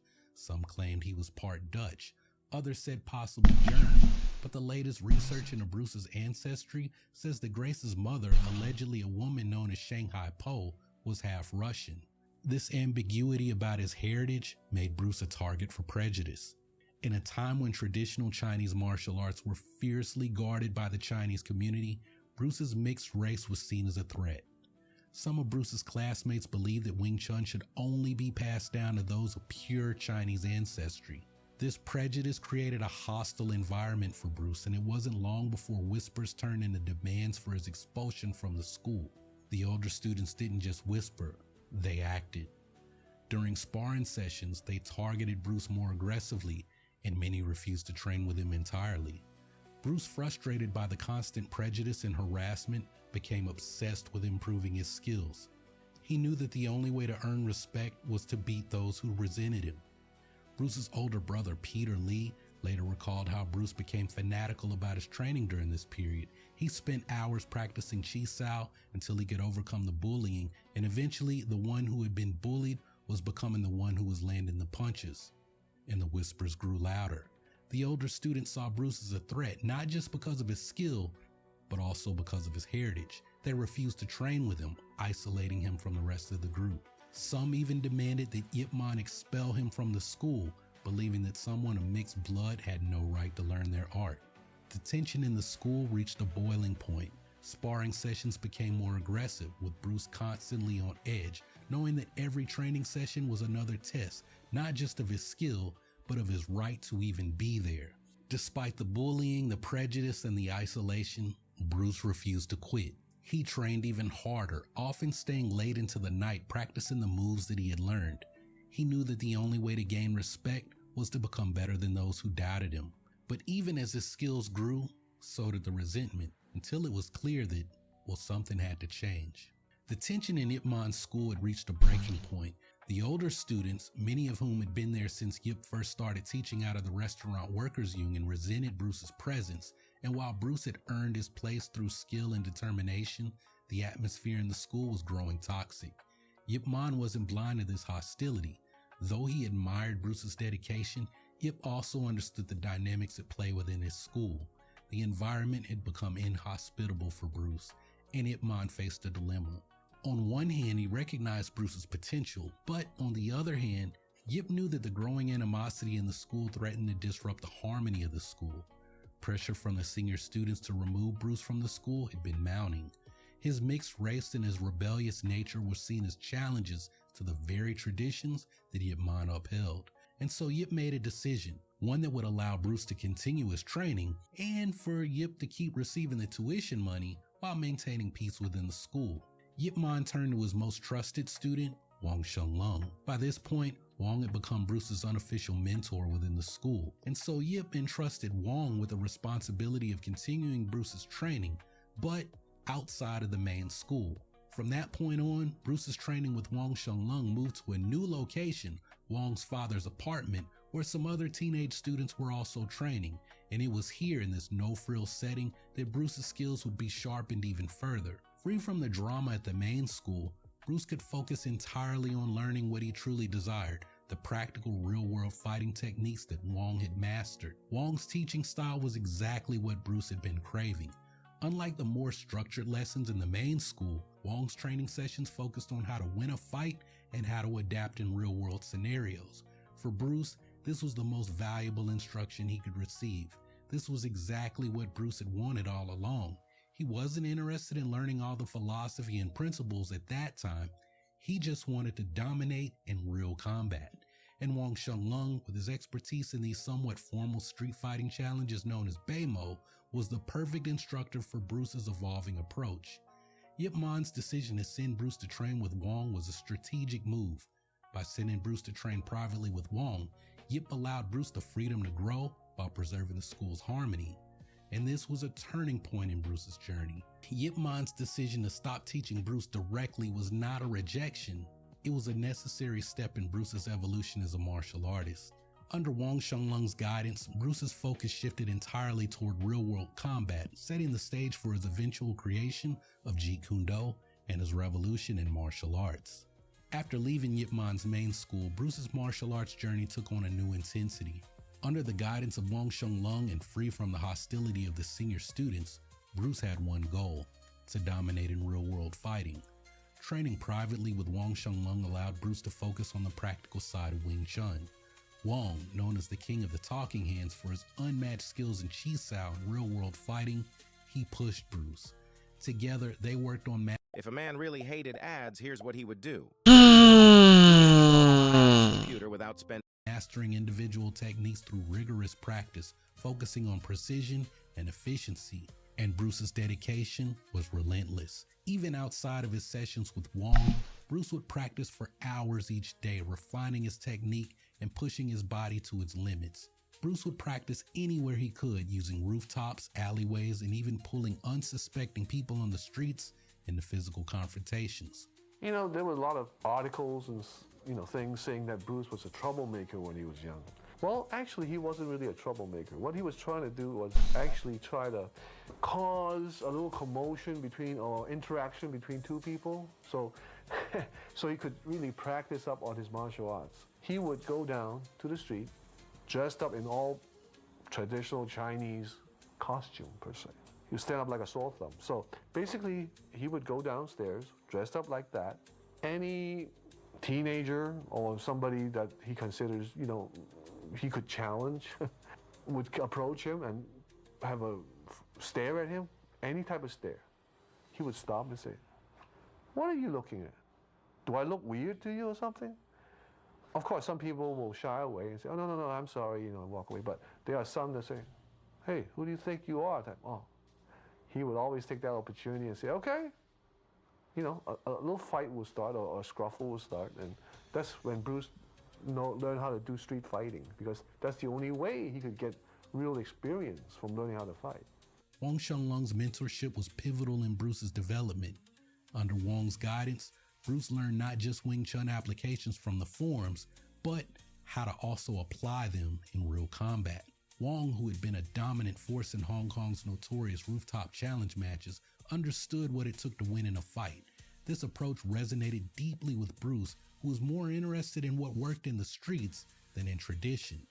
Bruce's hunger for knowledge was insatiable. He sought private instruction with Wong as often as possible, sometimes even intercepting other students to secure one-on-one training time. His determination to learn and master new techniques was unmatched, and Wong, recognizing this drive, pushed Bruce harder with each session. Bruce's training with Wong Sheng Lung quickly bore fruit. In March of 1958, Bruce entered an inter-school boxing tournament at King George V School, where he faced the defending champion Gary Elms. Unlike the fast-paced martial arts scenes that would later define his films, Bruce had to follow the strict rules of boxing, his punches softened by 8-ounce gloves. Bruce won the match by unanimous decision. He completely swarmed his opponent, basically attempting to do Wing Chun while wearing boxing gloves. Although Bruce won the fight, being constrained by Queensberry boxing rules in the match played a part in his decision to not compete in combat sports later in life. Not long after his boxing match, Bruce then faced two Beimo challenges, notorious rooftop fights that tested martial artist skills in Hong Kong. These crossing hands challenges were illegal under British law, so they were held in secret far from public view, often on rooftops and sometimes in hotel rooms. Wong Sheng Lung, himself a veteran of these matches, served as Bruce's mentor and referee for his last match. Bruce's first Beimo match was a quick victory as he easily overpowered an inexperienced opponent, but it was his second match that would truly test his resolve. In his second Beimo match, Bruce faced Chung, an experienced fighter from the Choi Foot School. This fight would push Bruce to his limits. In the first round, Bruce hesitated and Chung landed several hard strikes. Bruce was shaken, concerned about the black eye and bloody nose he had received. He thought about quitting. But Wong Sheng Lung urged Bruce to continue, basically telling him to, hey Bruce, let those hands loose. And in the second round, Bruce did just that. Bruce managed to knock Chung down with a flurry of chain punches, and Bruce overwhelmed Chung, knocking him out and winning the match. This victory was a testament not only to Bruce's skills, but to his determination to overcome adversity in the face of a real challenge. Bruce's victories in both the boxing ring and the Beimo matches were just the beginning. These experiences, combined with his intense training under Wong Sheng Lung, laid the foundation for his future greatness. But for Bruce, this was never just about winning. It was about constantly evolving, pushing beyond the limits of tradition, and finding the true essence of martial arts.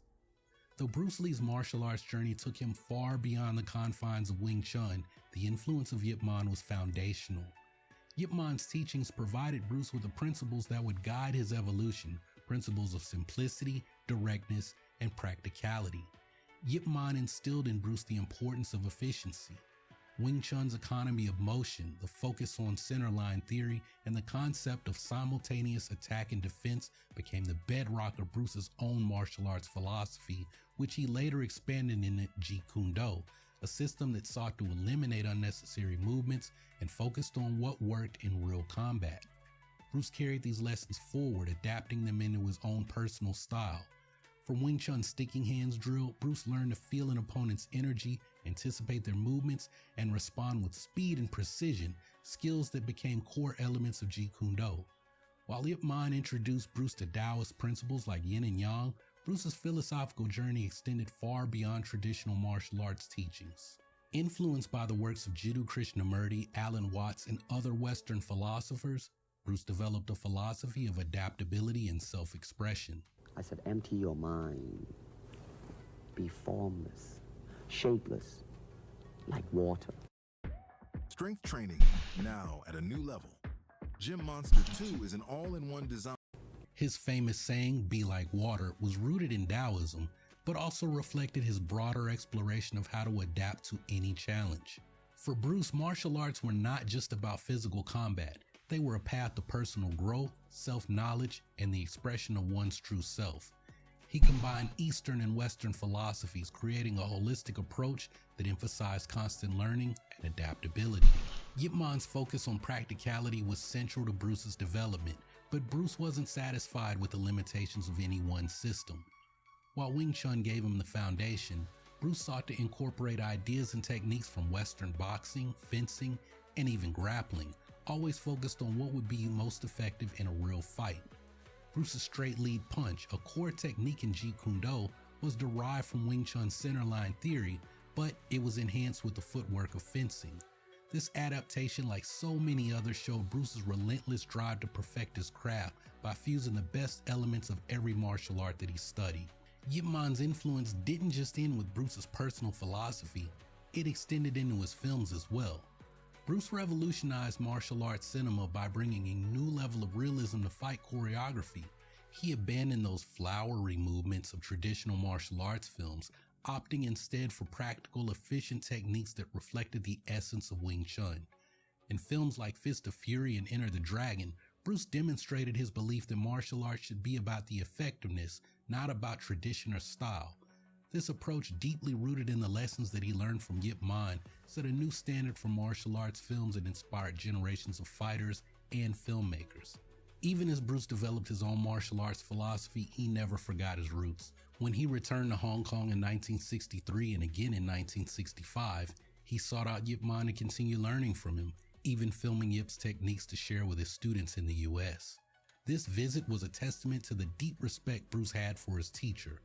Though Bruce would go on to revolutionize martial arts with Jeet Kune Do, he continued to acknowledge Yip Man's influence throughout his life, sending movie tickets to his old school and speaking with reverence about his master. Yip Man's influence on Bruce Lee cannot be overstated. The principles of simplicity, directness, and adaptability that Yip instilled in Bruce laid the foundation for the creation of Jeet Kune Do. But more than just techniques, Yip Man taught Bruce the importance of always seeking truth in combat, an idea that Bruce would carry with him for the rest of his life, revolutionizing both martial arts and cinema in the process. Bruce Lee's journey was one of immense challenges, but his success was a testament to his unbreakable determination. From the crowded streets of Hong Kong to the closed doors of traditional martial arts schools, Bruce faced prejudice, hostility, and countless obstacles. Yet, he never stopped pushing forward. His training under Yip Man and Wong Sheng Lung gave him the foundation he needed, but it was Bruce's personal drive and refusal to be confined by tradition that truly set him apart. Yip Man once said that Wong Sheng Lung's practical guidance was key to Bruce's development, and even Bruce himself acknowledged that Wong's teachings had a profound impact on his fighting skills. But it was Bruce's willingness to step beyond the boundaries of any one style and his drive to create something entirely his own that made him a legend. And it was through his victories, his struggles, and his moments of deep introspection that Bruce carved out a new path. His creation of Jeet Kune Do was more than a new style. It was a philosophy of personal expression, freedom, and adaptability, which continues to inspire martial artists around the world today. Bruce's legacy is a powerful reminder that with passion, perseverance, and an unyielding desire for self-improvement, we can overcome any obstacle and create something truly extraordinary. But hey, what did you guys think about the real story behind Bruce Lee's training? Let me know your thoughts. I'm gonna have to give that a like. And then I think I want to play Left 4 Dead.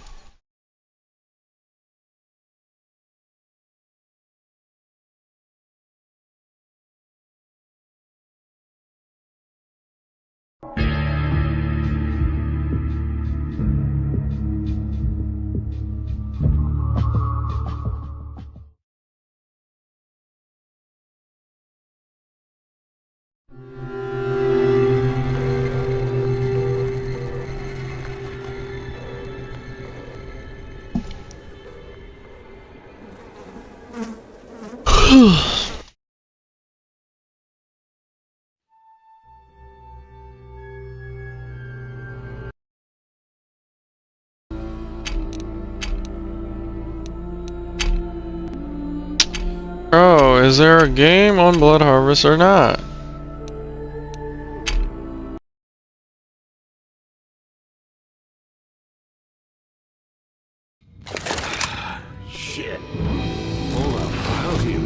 Looks like we should check out that truck depot. Sounds good. Thanks. Oh, yeah. First aid kit, here! Molotov's here!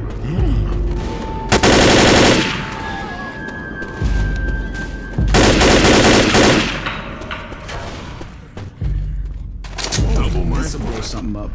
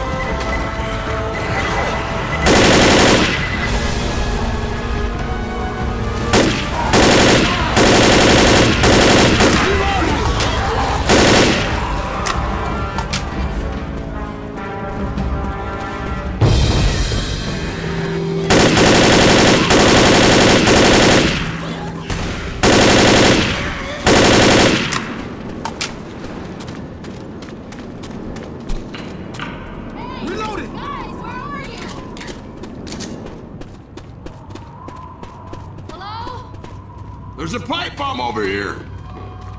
Pipe bombs! Someone! Anyone help, please! Where are you guys?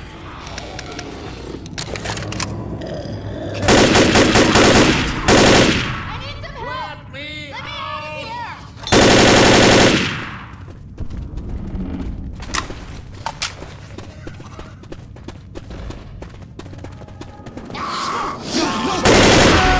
Nice shot. First aid kit's over here.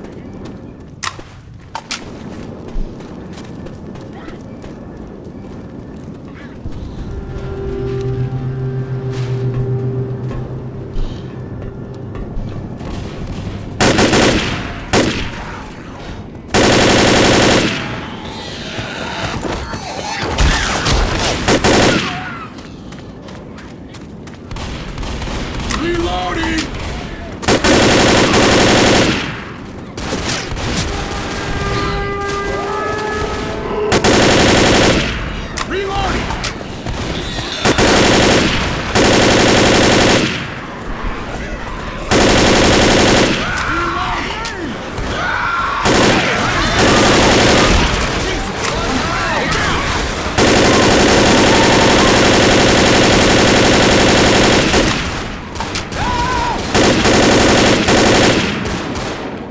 You okay?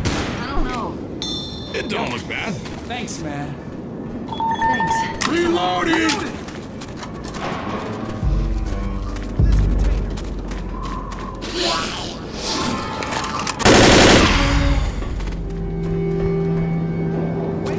Reload! Hey, Zoe, look.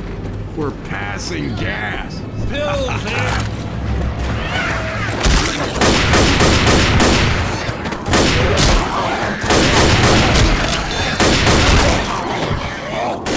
Over here.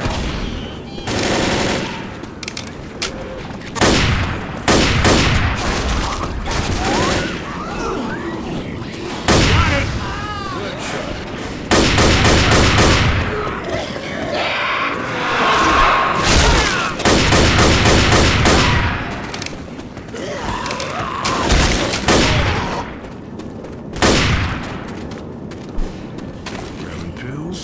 There's a pipe bomb over here!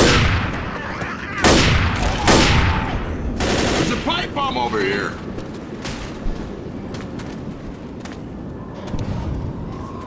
Pipe bomb!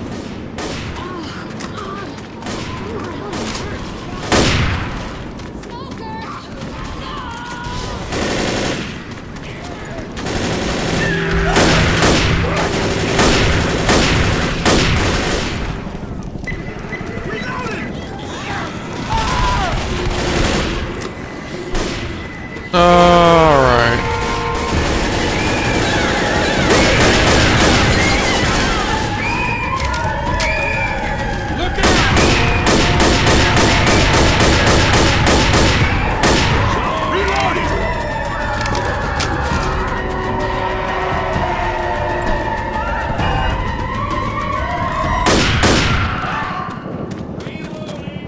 What the hell? She's dead.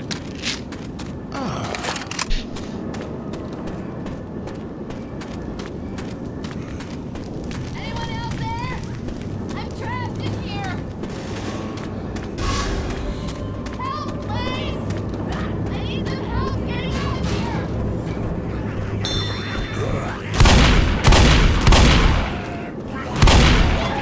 Through the truck!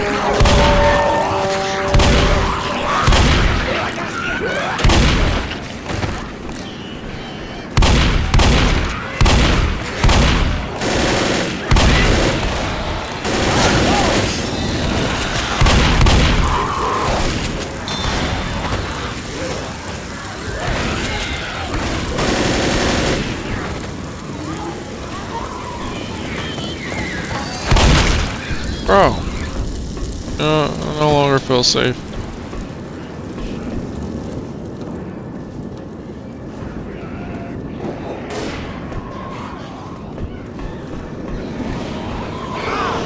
I'm down!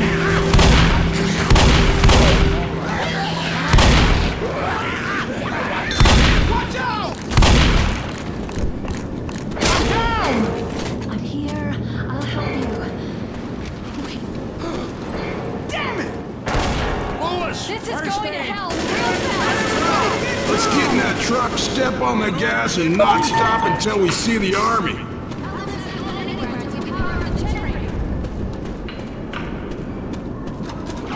Ammo here!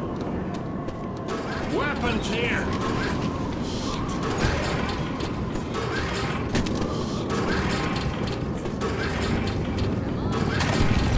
Heal up! Pipe bomb! Pipe bomb!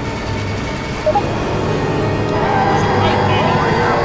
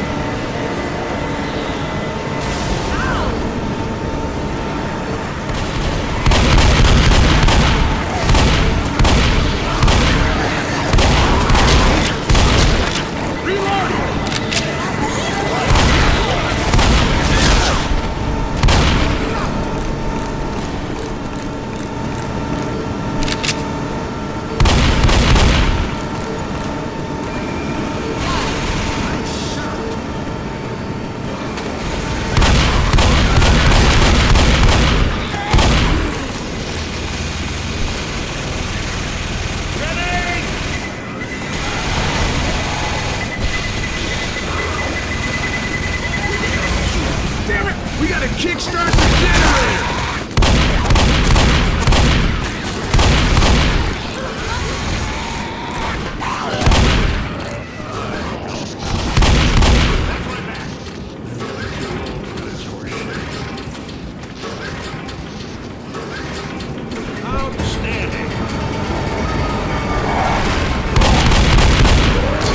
Bro, I'm behind a wall. How exactly did it hit me? Help me! Come on, this fight ain't over.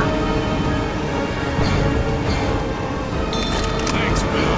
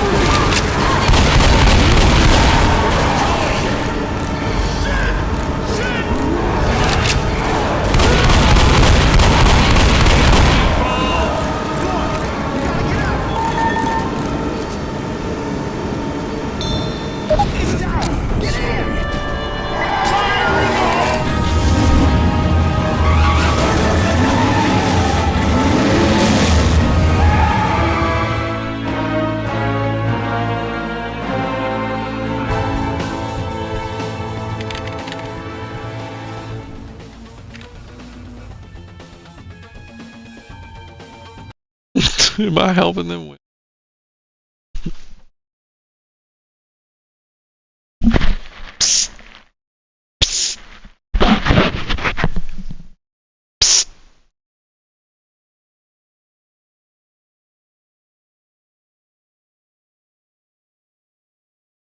Que se vaya para la hostia, pues.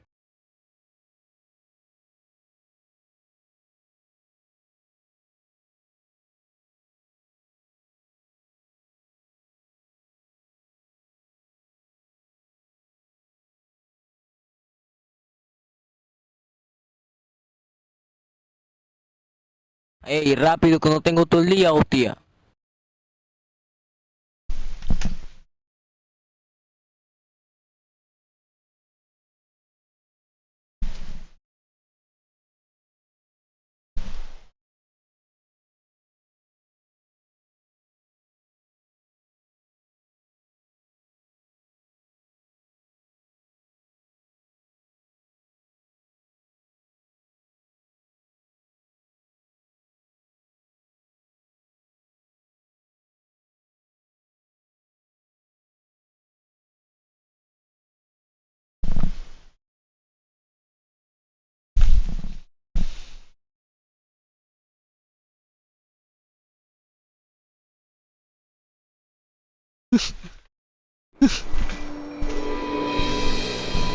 It's working.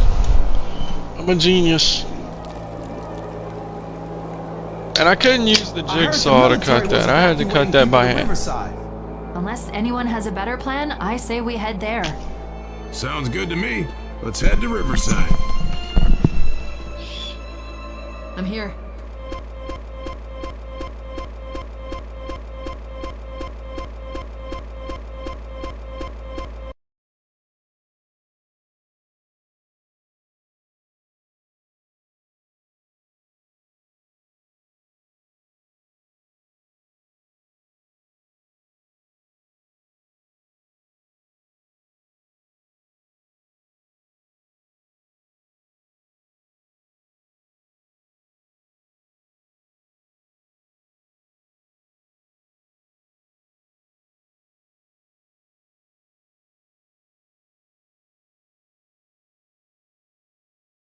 We've got passion, we've got determination. Like, and if we set our sights on something, you better believe it's happening. We always feel like our President Donald Trump took off to Chicago to visit the National Association of Black Journalists Conference, and after they made him wait over 35 minutes to start, they immediately began going after Trump. You have used words like animal and rabbit to describe black district attorneys. You've attacked black journalists, calling them a loser, saying the questions that they ask are, quote, stupid and racist. You've had dinner with a white supremacist at your Mar-a-Lago resort. So my question, sir, now that you are asking black supporters to vote for you, why should black voters trust you after you have used language like that? Well, first of all, I don't think I've ever been asked a question so in such a horrible manner. First question. You don't even say, hello, how are you?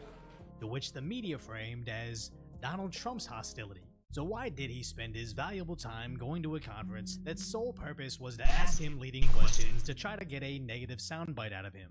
I love the black population of this country. I've done so much for the black population of this country, including employment, including opportunity zones with Senator Tim Scott of South Carolina. One of the greatest programs ever for black workers and black entrepreneurs. I've done so much, and you know, and I say this, historically black colleges and universities were out of money, they were stone cold broke, and I saved them, and I gave them long-term financing, and nobody else was doing it. I think it's a very rude introduction. I don't know exactly why you would do something like that, and let me go a step further. I was invited here, and I was told my opponent, whether it was Biden or Kamala, I was told my opponent was going to be here. It turned out my opponent isn't here. Which was true. They did invite Harris, to which she ignored. Every presidential election cycle, we invite the presidential candidates to come. We extend that to anyone who is a nominee, and in this case, we have 2 presumptive nominees. We invited both of them. We got a yes from one of them.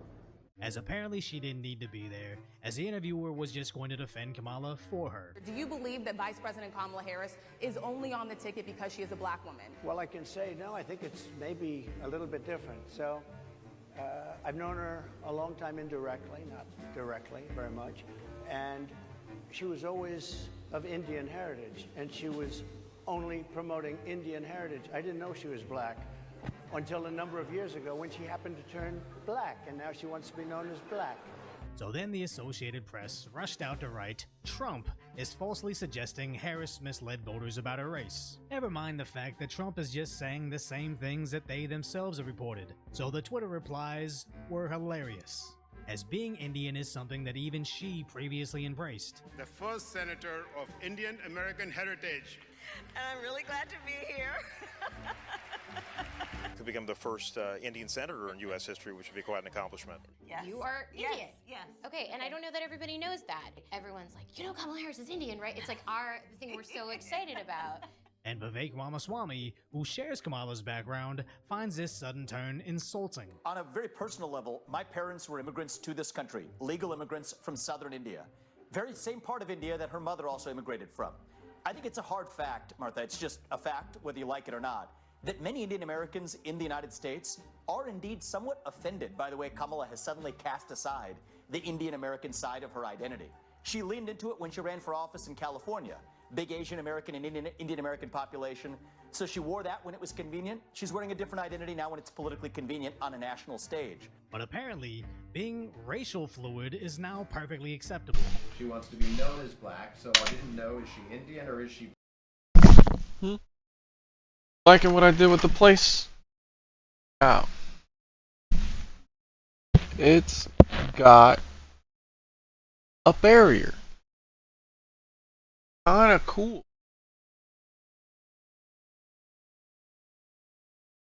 Crazy how clear that plexiglass is, like, without that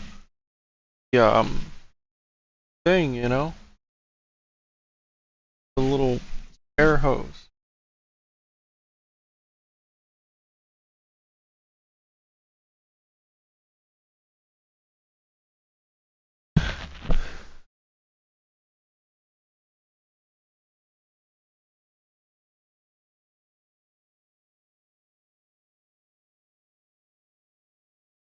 I think it's kind of cool because the back of the tank, the majority of the tank still gets light, but it's like at an angle like this.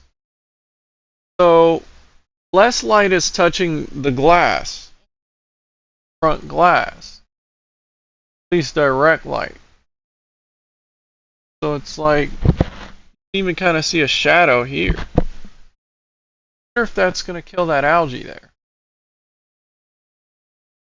As this fills up with duckweed, it's just going to be like the whole glass is kind of shaded. Besides the ambient light.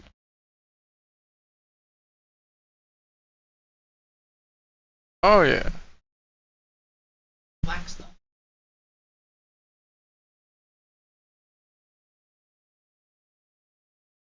Plus now it kind of gives it that rustic look. Like it's... That rock was born like that. These shrimp found new... Damn.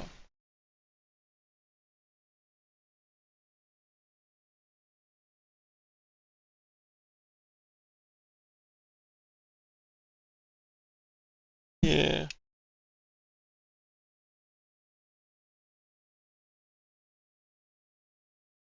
Yeah.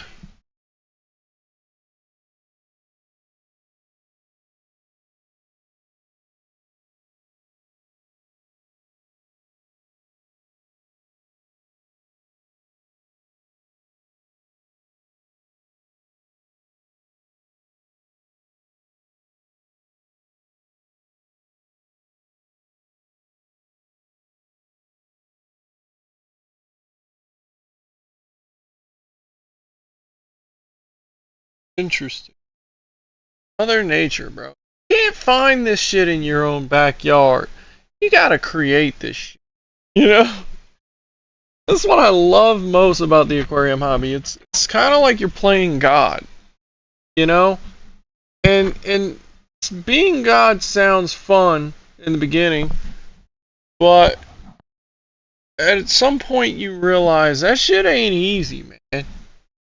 It's a responsibility. I mean, it would be easy for me to just eradicate their species at any time.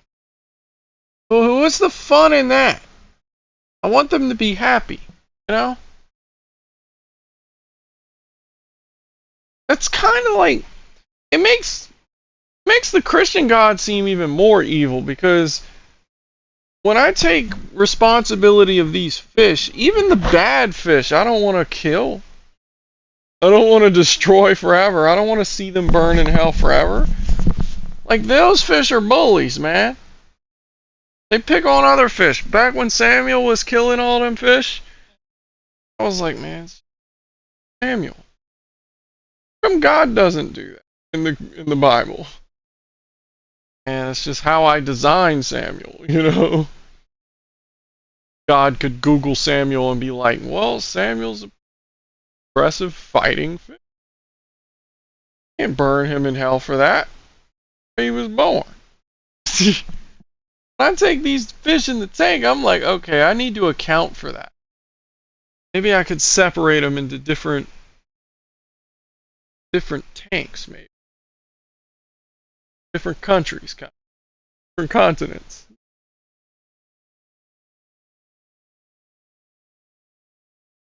Or somehow find a way where they can work together. I mean...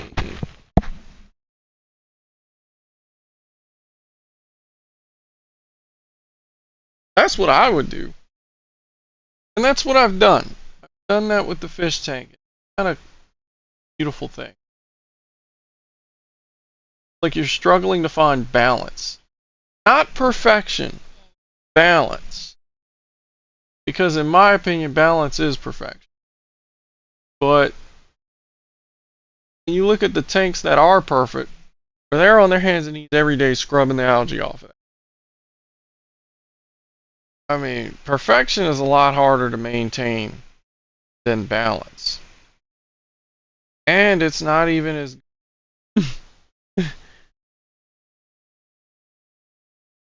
Those fish aren't going to last as long. The fish are happier in a tank like this. That's wild. Mother Nature.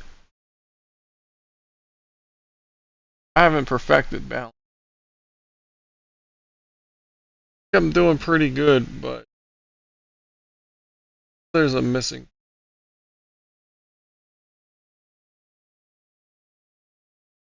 Maybe it's more shrimp. I think it's more shrimp. and more plants. Find a way to get these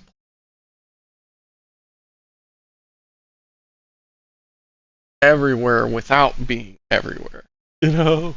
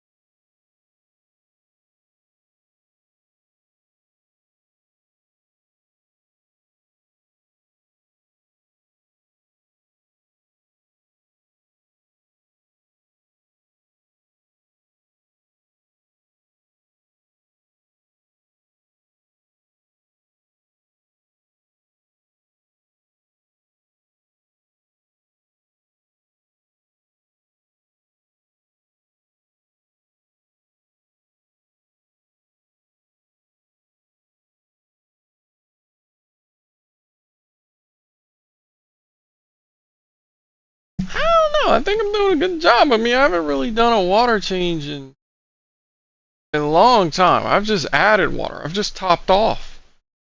My ammonia read 0. I do have high alkalinity though. pH is a little, but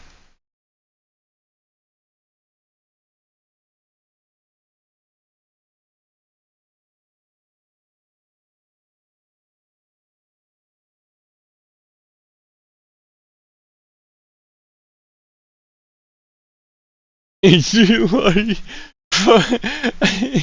this is a little high.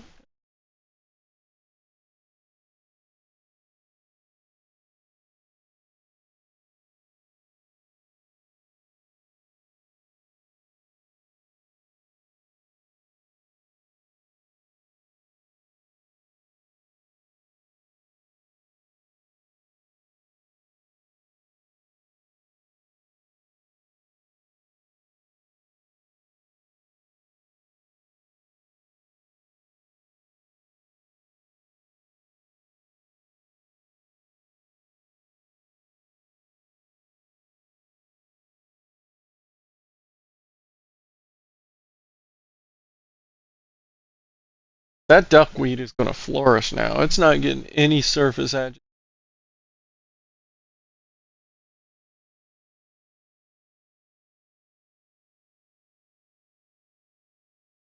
That's kind of cool.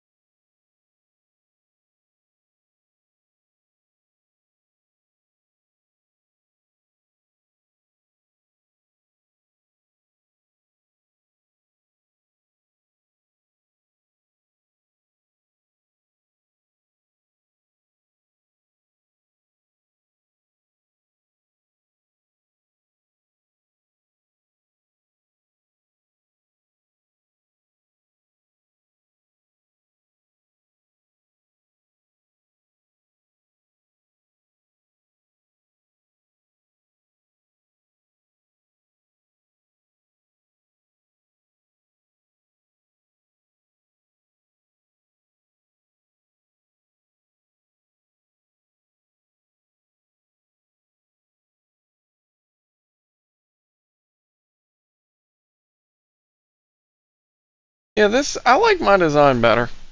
The one online, like I said, I still have that opening where the duckweed can get through. This has literally no way of leaving.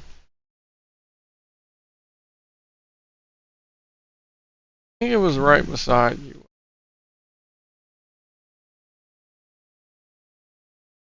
Yeah, it's right.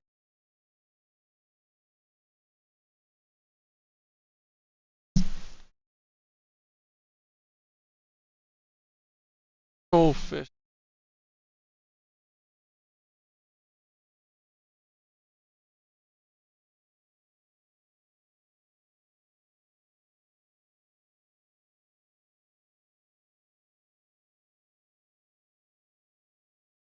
Hard like I.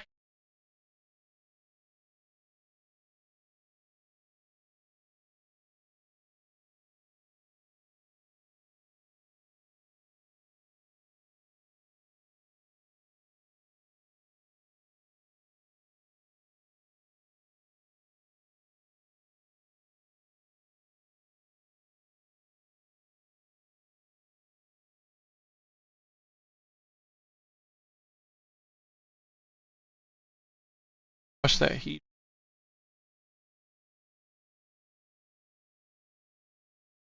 I wouldn't let the shrimp clean it. It's really hot in order for it to heat up the water. When it's in the water, it's not like instant death hot, but it's still hot. I don't want them chilling on it.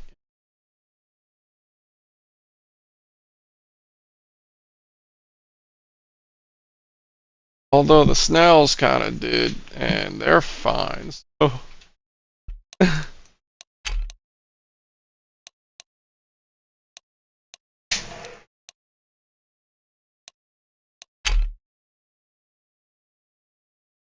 Oh yeah, I'm playing with Omega. Omega's one of the...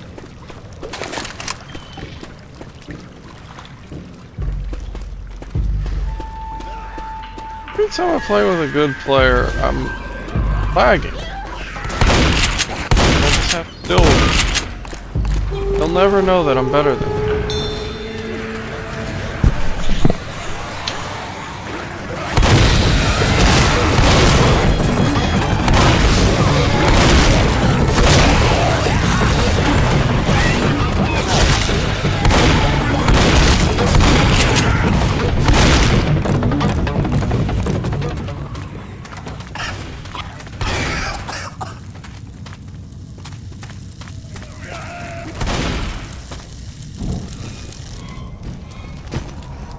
Might be a pistol up here.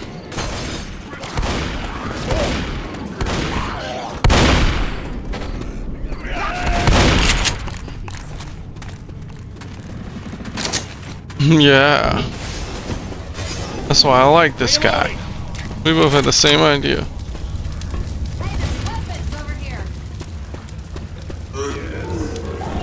This is why we killed. I hate the M16. It doesn't even have enough ammo to be full auto.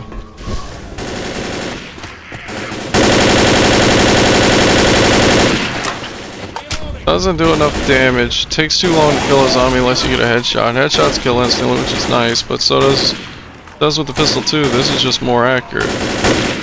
There's a hunter around.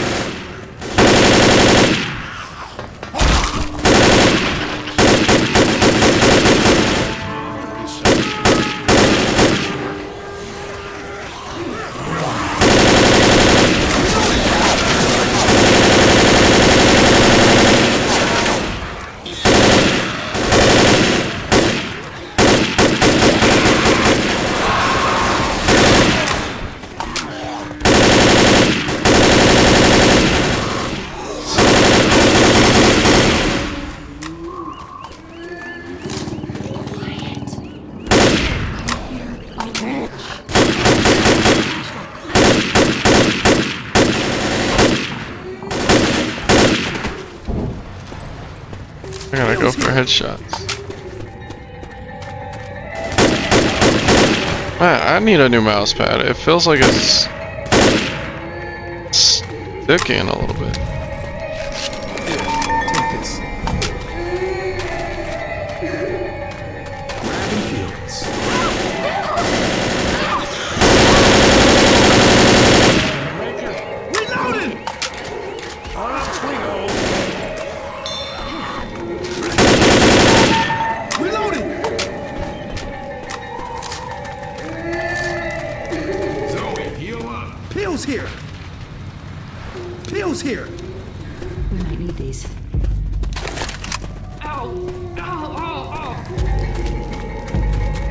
Which?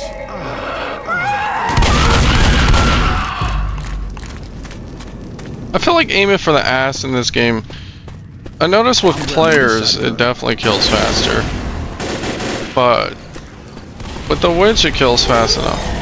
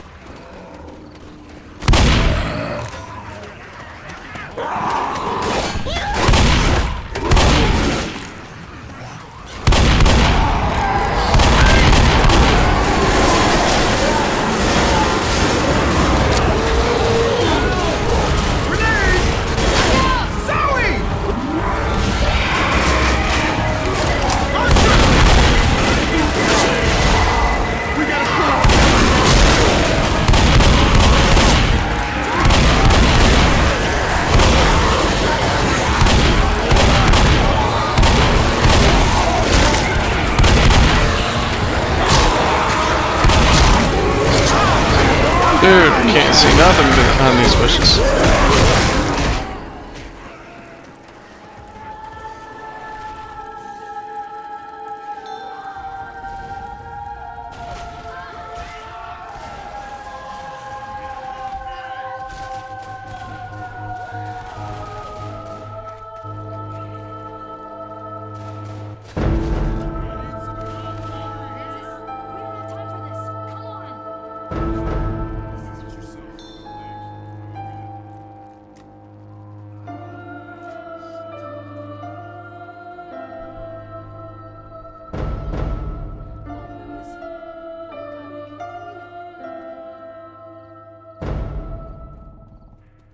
Alright, well, get my kit.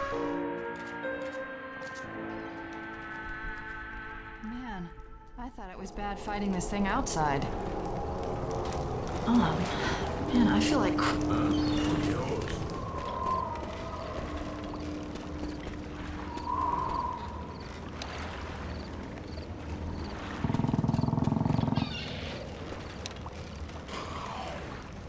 Shit. I would cover my ass.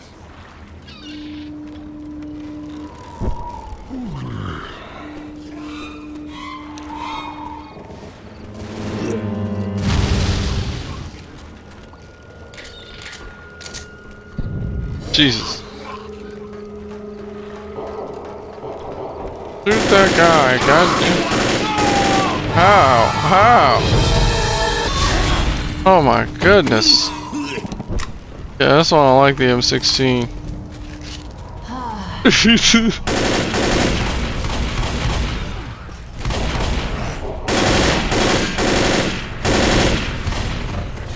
It's fun to use, definitely. That was a wasted first aid.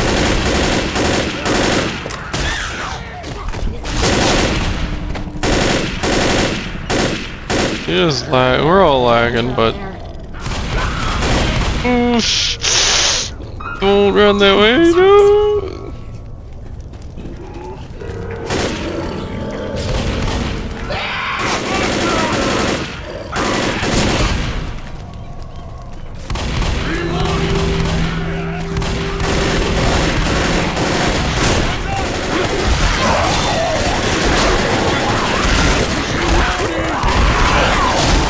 Man, please revive me, please. Promise it'll be worth it. Oh, you a big one. Thank you. Watch my back! Pass the brick.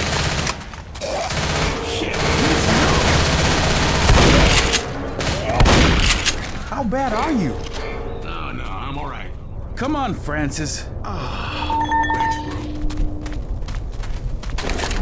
Not this gun again. I'm gonna grab this rifle. Oh man.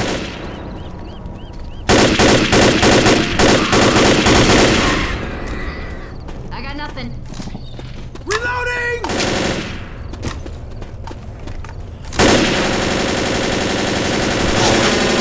I'm here. Give the light.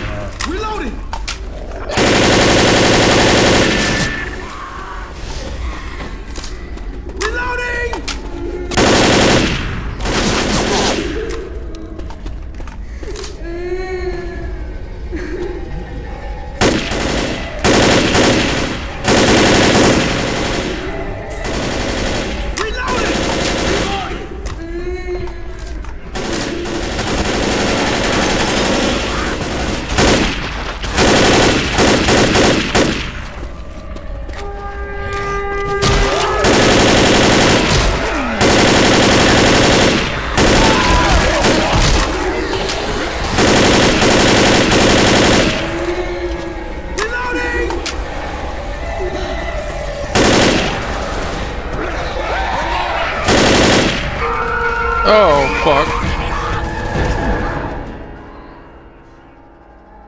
Oh, shit. I don't know why I thought she was below.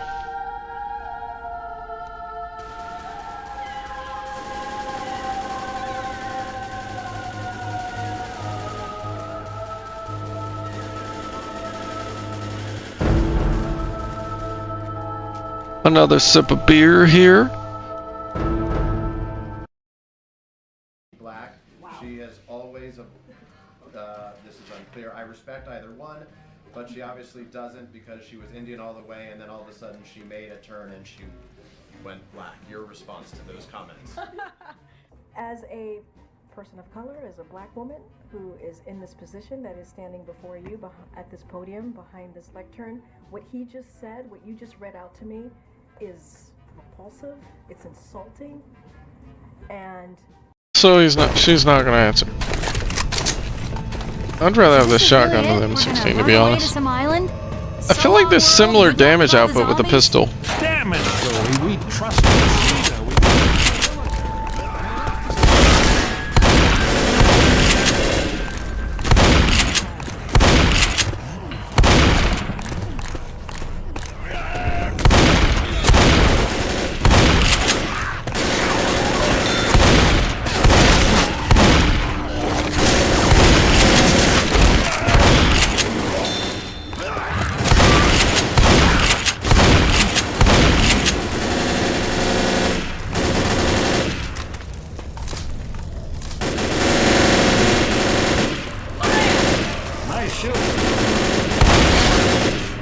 Shotgun.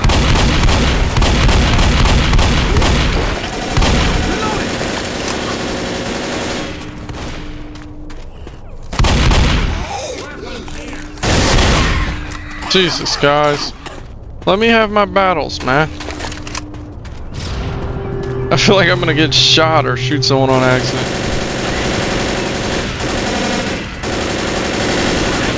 Oh my god. We need formation, that's what this team lacks. Especially with these M16s, oh god.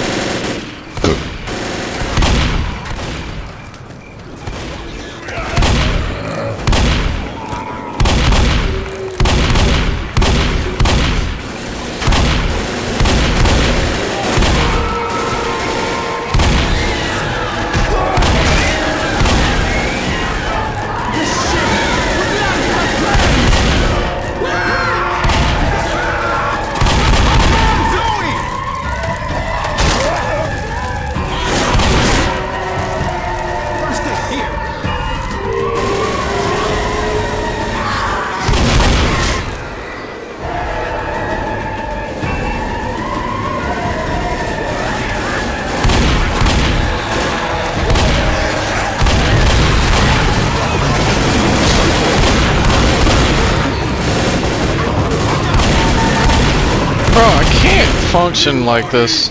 I want to shoot my gun. I want to let it rip. And everybody's just bobbing and weaving in.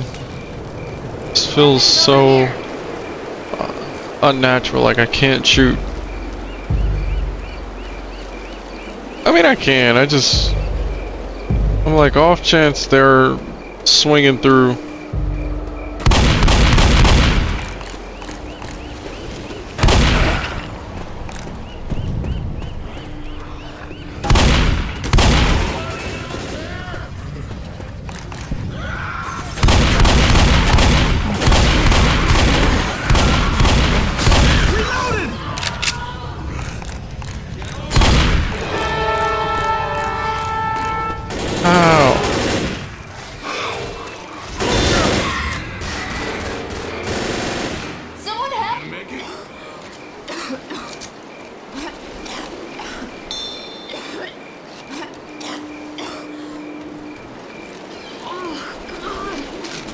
Zoe, you really ought to heal.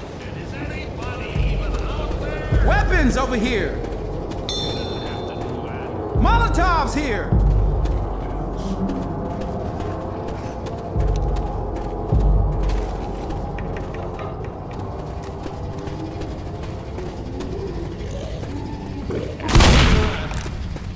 Guys, I'm pretty hurt.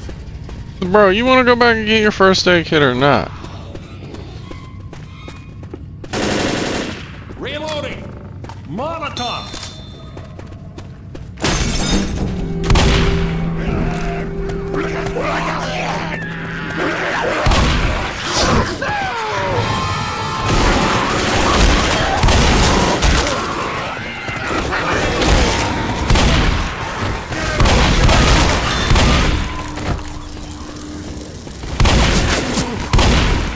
I love how the smokers are like,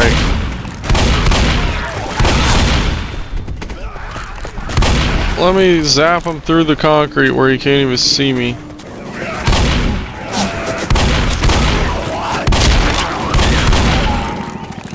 Grabbing peels.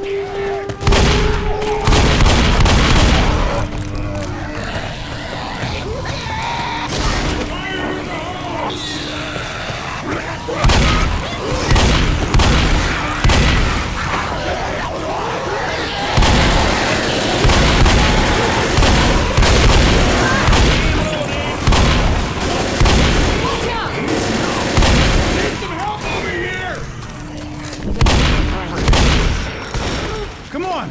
You gotta get up! I think I really hurt something. Take this. Hey, no problem. Come on, man, cover me. Here, I got something. Go on and heal up, Zoe. Ammo here!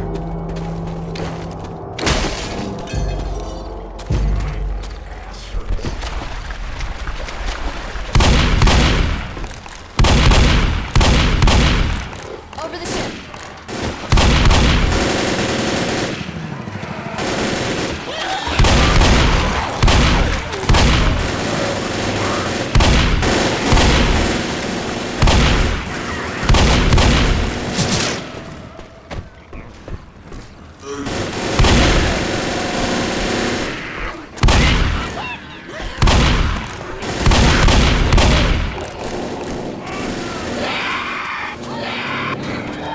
Man. Francis!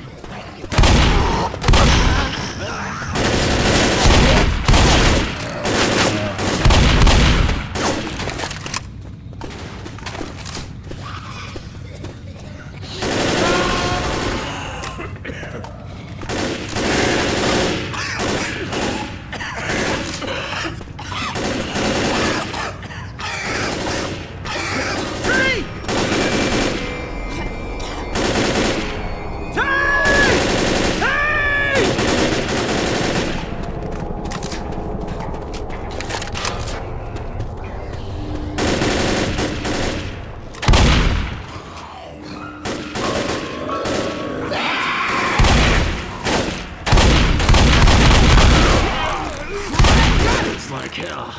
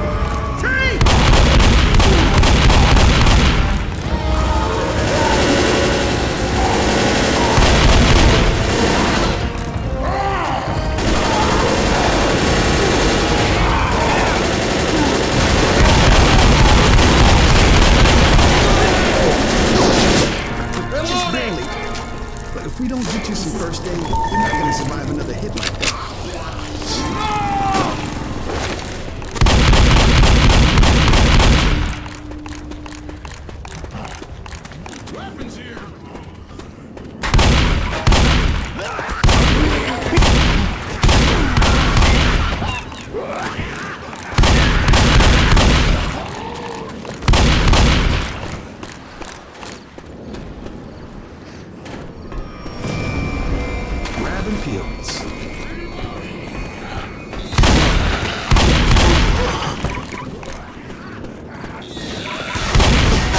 Hey man, Bro. that's not cool.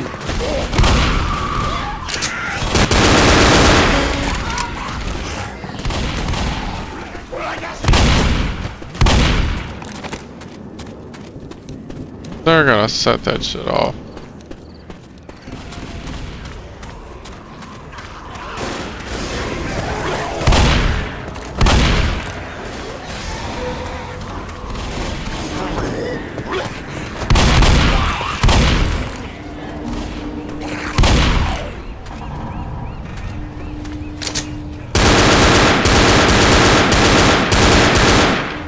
Reloading.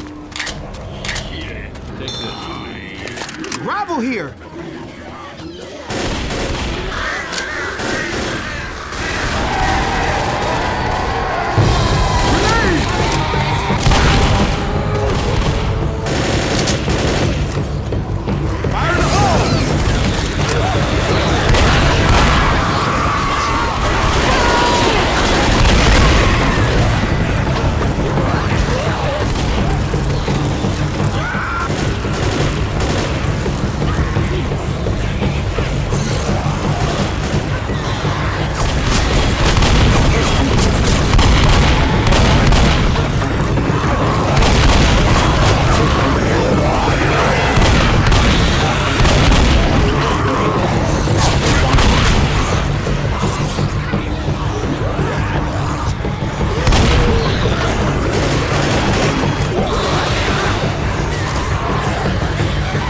Alright, are we?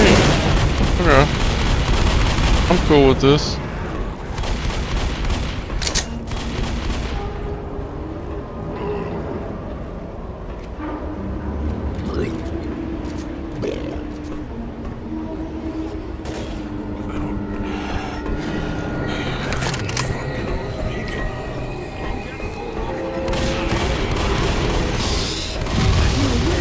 Turn the light on.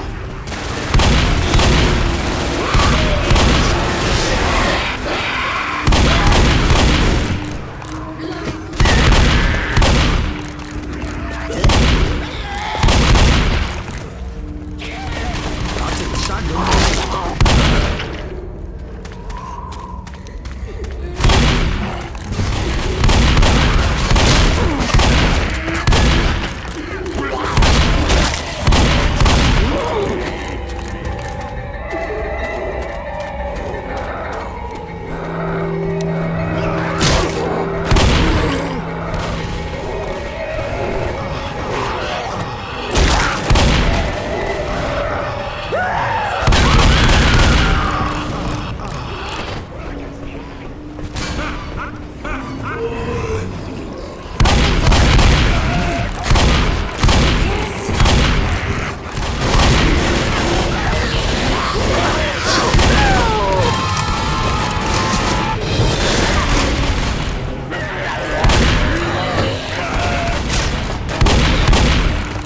Weapons over here!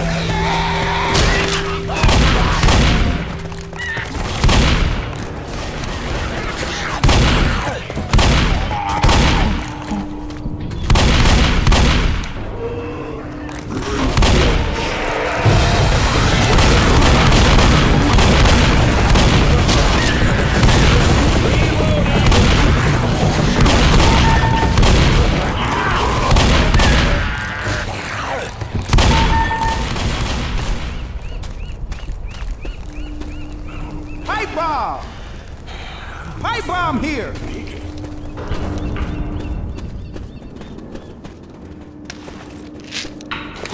take this.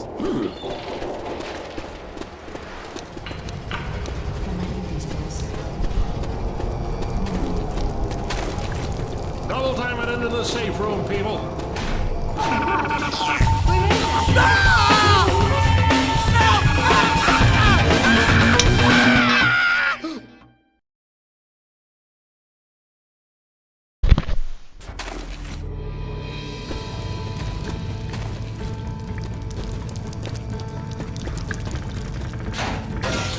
Never thought I'd be happy to be heading to a deserted island. I wish I was headed to a deserted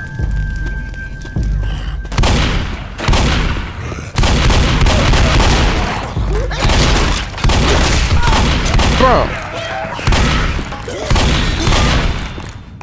Over there. Pipe bomb! Pipe bomb here! Grenade!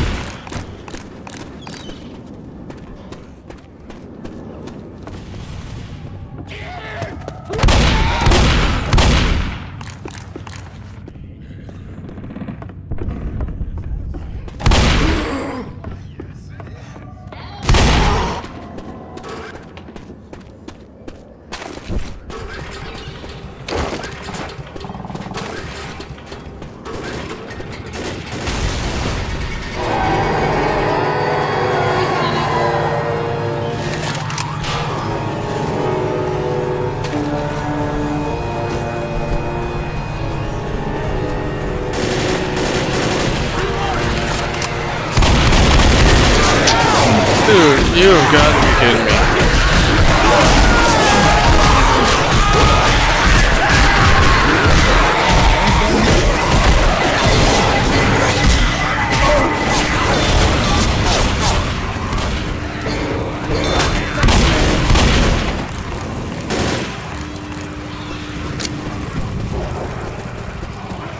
Cover me.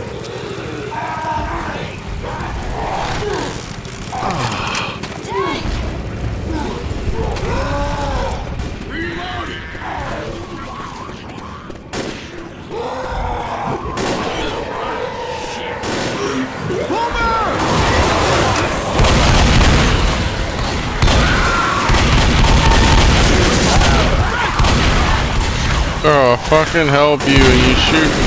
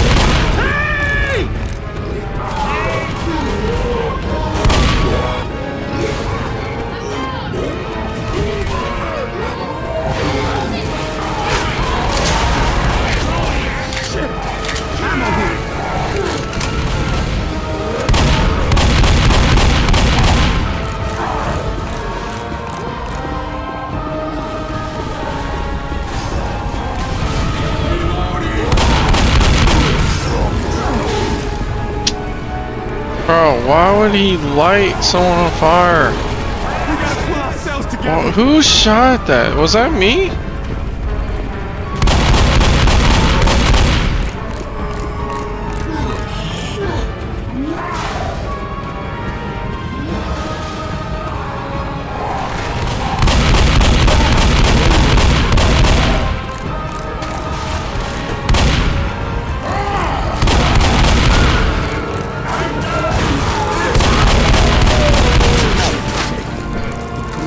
Stay with me.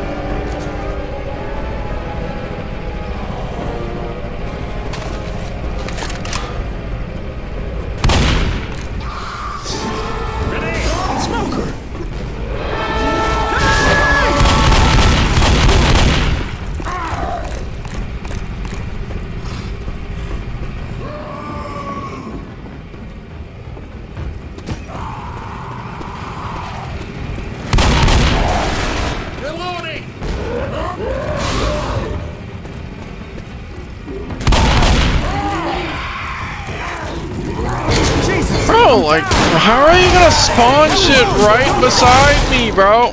I'm so sick of this shit.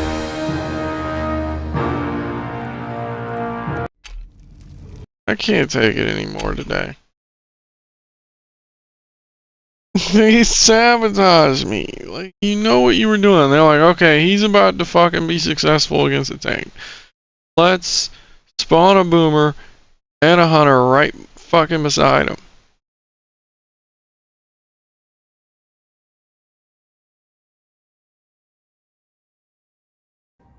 You know, no one has any right to tell someone